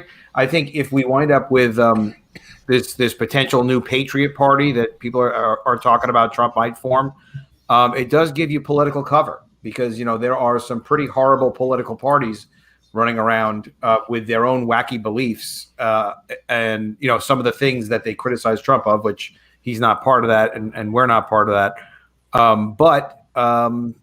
It kind of gives you cover to just say, listen, we believe we should be able to keep all our constitutional rights and you're not going to take them away from us, whatever it's going to be, 25, 30 million people that join up with it, whether or not we win elections immediately. Because, this is one of the things I was thinking about is, can you imagine if Trump takes Mar-a-Lago and he's like, all right, I'm going to train the next breed of politicians over the next 5 years, and I'm going to support their elections when they primary people or when they go after people in different areas. Trump could be training over the course of a year, 1,000 people a year, if not more, maybe more than that. So, you kind of go into different phases in life, and like getting older, except for me and Art, it's unavoidable. Me and Art are 20 and 22, but phases happen. And then it's like, all right, well, look, Trump showed us. And that's really the first thing, is to know your enemy. But to be honest, I've heard people talk about third party, this, that, the other thing. I just don't think there's enough time and there's enough money and resources to create a viable third party. I just don't think that, personally, I don't think there is. And also the thing is, the fights that should be fought are not being fought. These are slanderous. These are suable legal issues that should be fought that are not fought anymore. I mean, Evil. right. And so we're talking about instead of fighting them in a real tangible way, we just go, okay, we're going to create this other thing, or we're going to do this other thing that will be a pushback to that. But if somebody is like saying slanderous things about the president or kicking him off of Twitter and these other things, these are legal battles that should be fought. Like, this is like the president should have taken on the internet. He should have taken on Twitter, should have taken on, all these companies, and should have actually, what's that? This is really interesting that you're talking about this, because I had a huge spew just a few weeks ago with my father about this, but then it came to the realization, because you weren't here for the election, but I got to see who was on, who I was voting for. And even in Texas, there was at least 13 districts where the judge, mind you, this is a judge, the person that's supposed to be handling these exact legal allegations and stuff that you're talking about, they were unopposed Democrats. Unopposed. There was the only one you could vote for. 13 districts. So it's rigged. Even the it's rigged. There's nothing you can do. That's not exactly rigged. How many people were okay? I saw this before when I was. Bear with me here. Keeping track of key phrasing. Whatever was going on with the QAnon people. Keeping track of is not the same as being a full-on believer. All right. So people complained about election rigging in their areas, and this was on Twitter, and then the QAnon people posted it on 4chan, so it ended up on QAnon or whatever. People posted that their elections were rigged because there was nothing Republican on their ballot, and they showed pictures of their ballots that they got in the mail, and this was primaries 2 years ago. So the thing is, there was nothing Republican on their ballot because no Republican was running for anything. No, and I agree with that. I'm just saying, like, it's rigged as far as there's no one that's on our side that's standing up to fight, and like I'm part of the problem as well. I can't like sit here and complain about it unless I'm going to take that bullet of saying like, hey, I could go out there and start doing something about it. I could go run for office. I could go do these things, but I don't. Instead, I sit here and complain about it. Yeah. But what I am trying to say is that Zach, I would caution you strongly against using a word that already has a meaning like rigged. Okay, yeah. I won't say it's rigged. Hold on a second. Hold on. That the people that are interested in power and things are going for those things, and they have certain beliefs, and they're obtaining their positions because there are people like me who are more interested in making things being productive and things like that instead of power. I have no interest in being powerful. I'm glad you said that's exactly where I was going to take this. So you and I were going to the same place, ironically. Yeah, this is what G. Edward Griffin talked about years and years ago. Two items on it. One is the collectivists are all interested in power, control, micromanagement, etc. So the collectivists are always going for government. They're just interested in that. And people who are individualists, they're not. They're interested in having families, getting along with their neighbors, raising their kids, having a basic job, serving your neighbor. That's it, plain and simple. But then you get the more collectivist-minded. If it's a gradation, the more collectivist-minded ones do end up in government and eventually slide over towards helping the collectivists. We call them rhinos and neocons. But the second part of this was, it slipped my mind, so it's your lucky day. No, look, there's a very important thing you guys got to keep in mind, and I see a lot of people misunderstanding this. They're trying to analyze it, overanalyze it, look at all the details, bring up all these points, and try to put all these little red lines on a wall. Kingdoms are not won; they are appointed. So if you have any illusion that anything around you is by the power of the vote or the will of the people, you're not paying attention. Right. Mm-hmm. Exactly. Yeah, it's the people you'll never see. Those are the people that are making policy. And I do believe that the problem is we're still thinking that the United States is a country that's unto itself. But these people that you're referring to, Chester, are global. They don't Yeah. care about regions. They don't care about countries. They don't care about flags. They don't care about nationalism. They don't care about any of those things. All they care about is the bottom line. So why you're seeing a lot of this stuff happening, I'm convinced, is there's a homogenization of the world, not just a region. So if they can, America's just the last to fall. You know what I mean? So Yeah. you've seen similar things happen throughout the country. And so once they have done that and set all those pieces in motion, then they have a little bit of power, they have some clout, and then they go after America. And so as soon as America falls and concedes to this new world order, then then everything will be the way they want it to be. Well, Design. it is true, and it's all coming out of what happened with them was they had things tied up for a very long period of time. They have ups and downs, but what happened was you had a big group of them, the princes of Germany, the principalities. Back during the Reformation, they were desperate for power, trying to remove themselves from underneath the thumb of the Vatican. Of course, their elected emperor, Charles V. And what they did was there was a new technology had come out, and they used it to their favor. And of course, the creation of Martin Luther and his whole stand against the church. And they used the printing press by printing the Bible into German for the first time, since ever. And by doing that, they were able to pull power, but at the same time, they gave the people power that they had not thought would happen, because people started reading, started learning to read, and this created a revolution all across Europe, which was one of the most bloody moments in European history, and it put them back on their heels. They still had their power, but they were no longer with the same iron grip that they used to have. So over the next 100 years or 200 years or so, they had to, these elite families had to recalculate a new plan. And this is where they went back to the very, very old concept of a new world order and the global ideas. So it's coming out of that, and this is simply their new approach to controlling, in essence, a genie that they let out of the bottle unintentionally, I'm sure.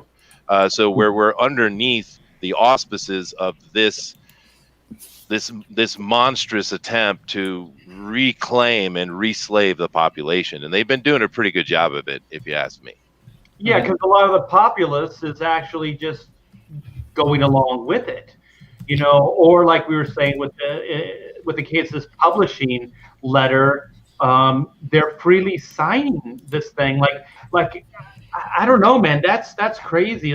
Schindler's List or whatever. These people are actually putting names to these things. It's not just this wacky guy wrote a letter and maybe some people agree with it, some people don't. They're actually signing this document or this agreement but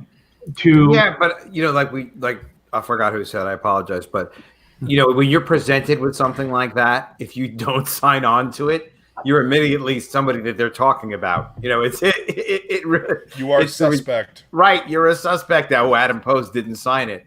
Oh well, let's try to cut him off, and you add him to the bad guy list. The thing is, the check is always going to be due. Like, you're either going to pay for it now, or you're going to pay for it later. If you don't put your name on that thing, either you're going to pay for it later, or the next generation is going to pay for it. So I don't see it as a win at all. I mean, if you're looking at just a momentary, a moment in time, and you just go, well, I'll sign this and nothing's going to happen, then that's, I guess, okay. You get your check and you can feed your family for another week. But at this point, I do see, like Chester, I have been kind of taking notice of it, especially in the comics industry, and I've been seeing it, like certain things happening over, almost 4 decades of working in this industry. And you can see micromanage. You can see the creative individual being taken out of the mix.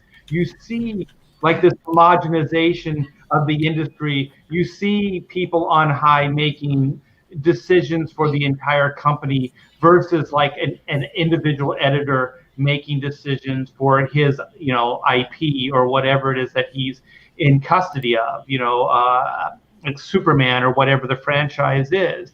You don't have that as much anymore. Just case in point, up to the moment I left DC, if you ask your editor any question, they will almost 9 times out of 10 say, I'll have to get back to you, because they're not capable of making these decisions on their own. They have to check on high and see if it's okay. So the thing is, I see it as just it's permeating everything.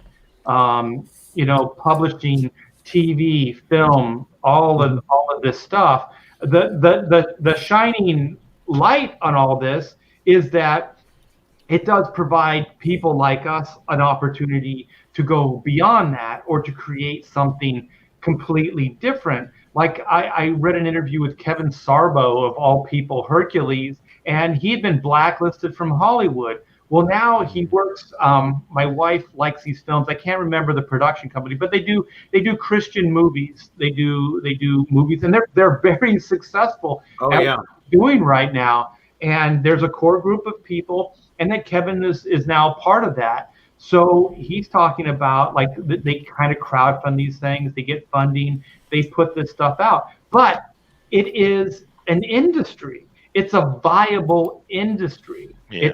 It's growing. It's building. It's gaining momentum. Yeah, he's been on that blacklist ever since he refused to have sex with Versace. Oh darn! Hey, Cornelius, there was a bill that passed a couple months ago it flew through, right? And it was about funding to create a police force, a federal secret police force. They didn't call it that, obviously. Right. They didn't call it that, obviously. But that's just a start, Well, they already have the FBI. The FBI will knock down anybody's doors here. If we break the Taipei Promise and just allow China to walk in and take Taiwan, that'll really say a lot to me about this administration. Yeah, Cornelius, I have a couple questions for you. Simple one. Sorry, guys, I got really hungry. I don't mean to sound funny for eating. Simple one first. We got a little confused in the chat. I thought you had been a history teacher. Are you history, English, or both? Oh no! As a teacher. Why? What are you teaching? I own my own eikaiwa in Japan, sure, but I work at the university as well, where I teach anthropology, and I teach philology, and particularly I teach Sumerian, or cuneiform, really.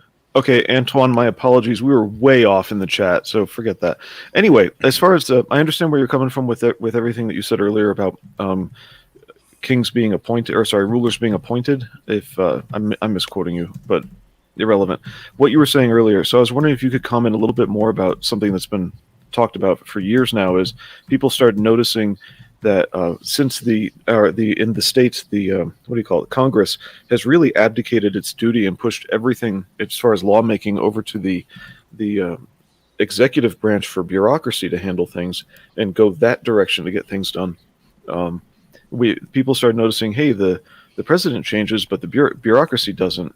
And if you could talk a little bit about that relative to what you said earlier, and if you know anything about the senior executive services in the federal government, and bring that into the discussion. Oh, the SES. Yeah. Well, we have had a growing problem in America, particularly for quite a while. Do keep in mind, our founders said, we have given you a free country if you can keep it, right? And this is becoming more and more of a prevalent understanding, I would say. But one of the problems we've been having is not just in the executive, but also in the judicial. The judicial branch has gone way beyond its purview in making law. That's not what they're supposed to do. And the attempt you saw from others, but Trump as well, was to bring them back to their constitutional duty. Right, and by electing constitutionalists in positions to try to do that. So I would say that the executive problem is kind of a response to the judicial problem. right? Because they're way beyond their purview. There's no way, like the Roe versus Way and many of the other things that have been made law by the Supreme Court are ridiculous. Now, I don't think most of us have any problems with the outcome of those decisions, but it is not the purview of the Supreme Court. Now, the executive branch, on the other hand, has done a lot of things to try to increase its power or overstep its position as well, because we did create a system where you are supposed to have a balance of checks and balances, a system of checks and balances, and what the executive branch has been doing in particular is an ever increasing amount of executive order. Now, executive order is a problem because it only functions during the time of the president that's in place. And I would argue that it shouldn't exist at all, right? The president has certain responsibilities, and we shouldn't go beyond that. Every time we start adding powers here or there, we wreck the balance, and we take away the opportunity to create actual free spaces for people to live. Now, of course, here with Donald Trump, he was certainly not as overt with his executive orders as others, say, Barack Obama, who I can't even remember how many put in. It's a ridiculous number.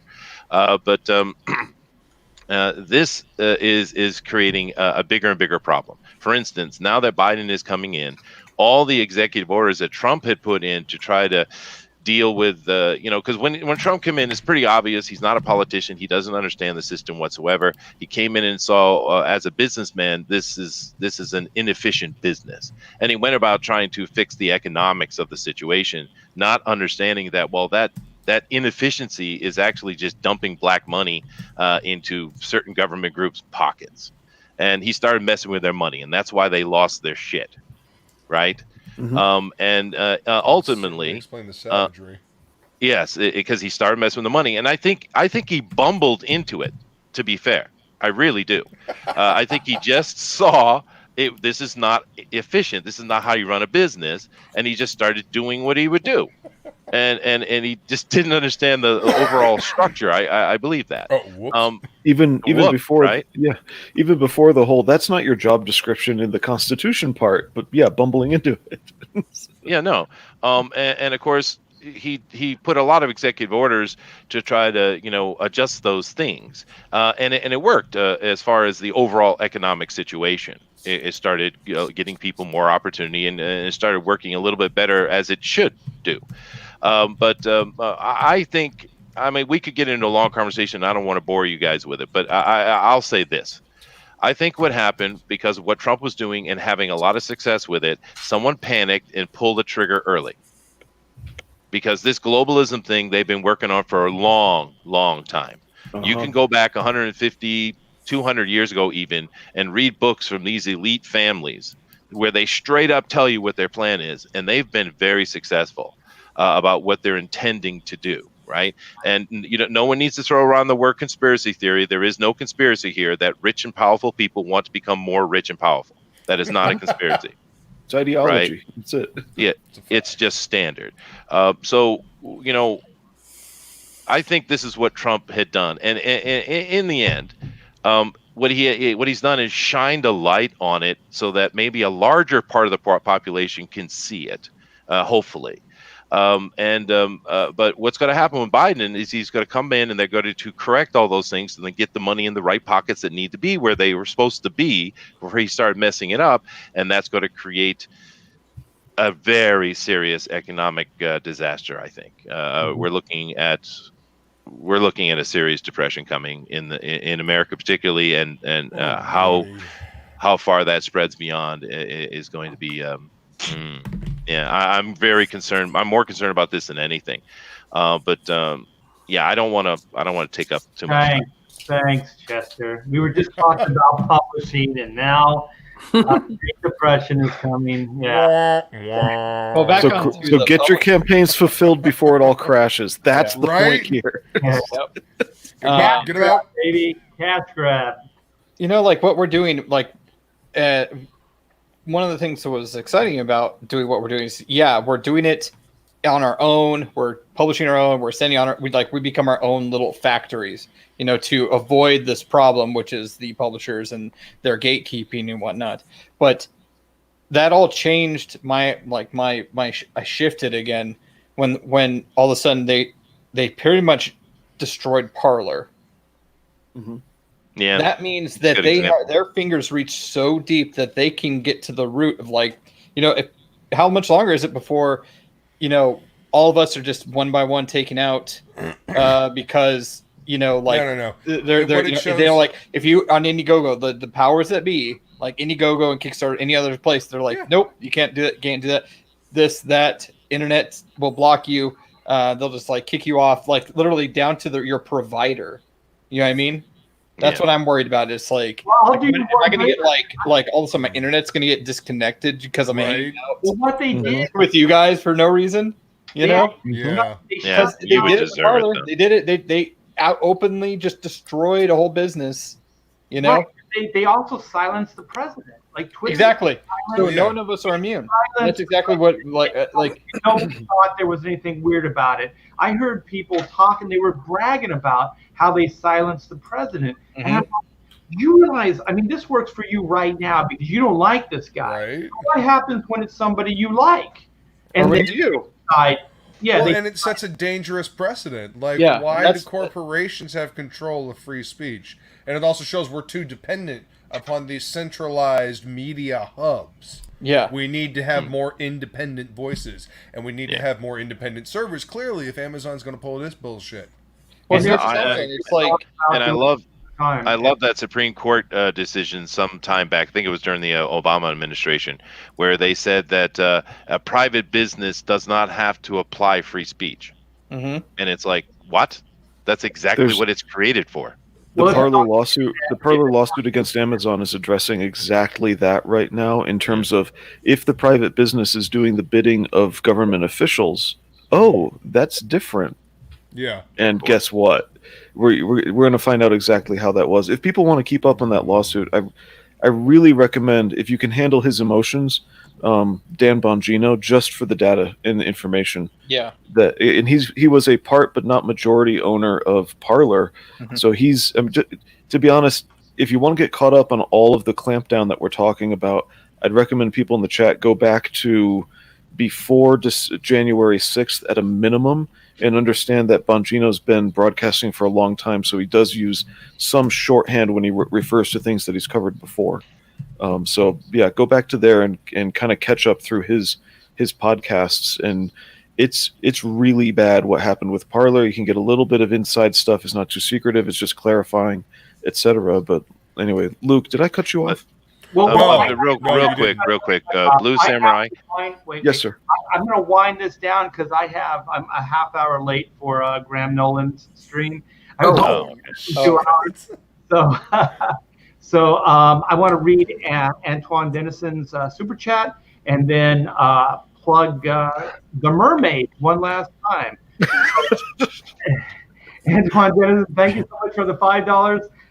Decentralized blockchain like data hosting systems needs to be devised to protect independent publishing. That's a great idea. I think a lot of these things are being talked about and are hopefully going to happen where there will be things that will counter these, like even something like just Comicsgate, just self-publishing your own books, not worrying about gatekeepers, not worrying about Marvel, DC policies, or whoever the publishers are, being able to tell the stories we want to tell, finding people that want to back these books, that enjoy these books. So the best thing, there's always this bad that exists, but there's always the silver lining, and then there's good that comes out of it. And I think individual voices and doing stuff like this, like we also started off with my friend Tom Bancroft's animation company, which he's trying to get funded right now. It's called Pencil-ish, and he's a good guy. I think they're closing in on $500,000 right now. Wow. So support places like this. Go support Adam Post's the Mermaids book. Mermaids. Yes, look at that. Wait, hold on. Hold it up again. Boom. Lots of mermaids. Mermaids. pretty, dude. Yeah, thanks. Great artists. These guys are super talented. Yeah. Mm. So yeah, go support these books. This is the way we're going to win. Get the word out there. I think Billy Tucci was saying something in the green room, Comicsgate green room, and he said, "This is how we win, like the dollar signs. This is the language that they're going to understand." Because while they're crumbling and their emphasis isn't on good product and listening to the people, ours is, and the dollar will speak louder than any of these protests will. So I appreciate all my Pontificator brothers. Thanks for Chester, Todd, and Zach, and all the new faces. Welcome, Blue, Luke, welcome, and thanks so much, Adam, for being our guest on the. Yeah, thanks for having me. I appreciate it, Art. No problem, man. Never a problem. Your book looks great. Adam's one of the good guys. So go check out his book, and we'll see you next week, guys. So take care. Thanks, Art. Thanks, guys. Great talking to you. Hey, everybody. Night.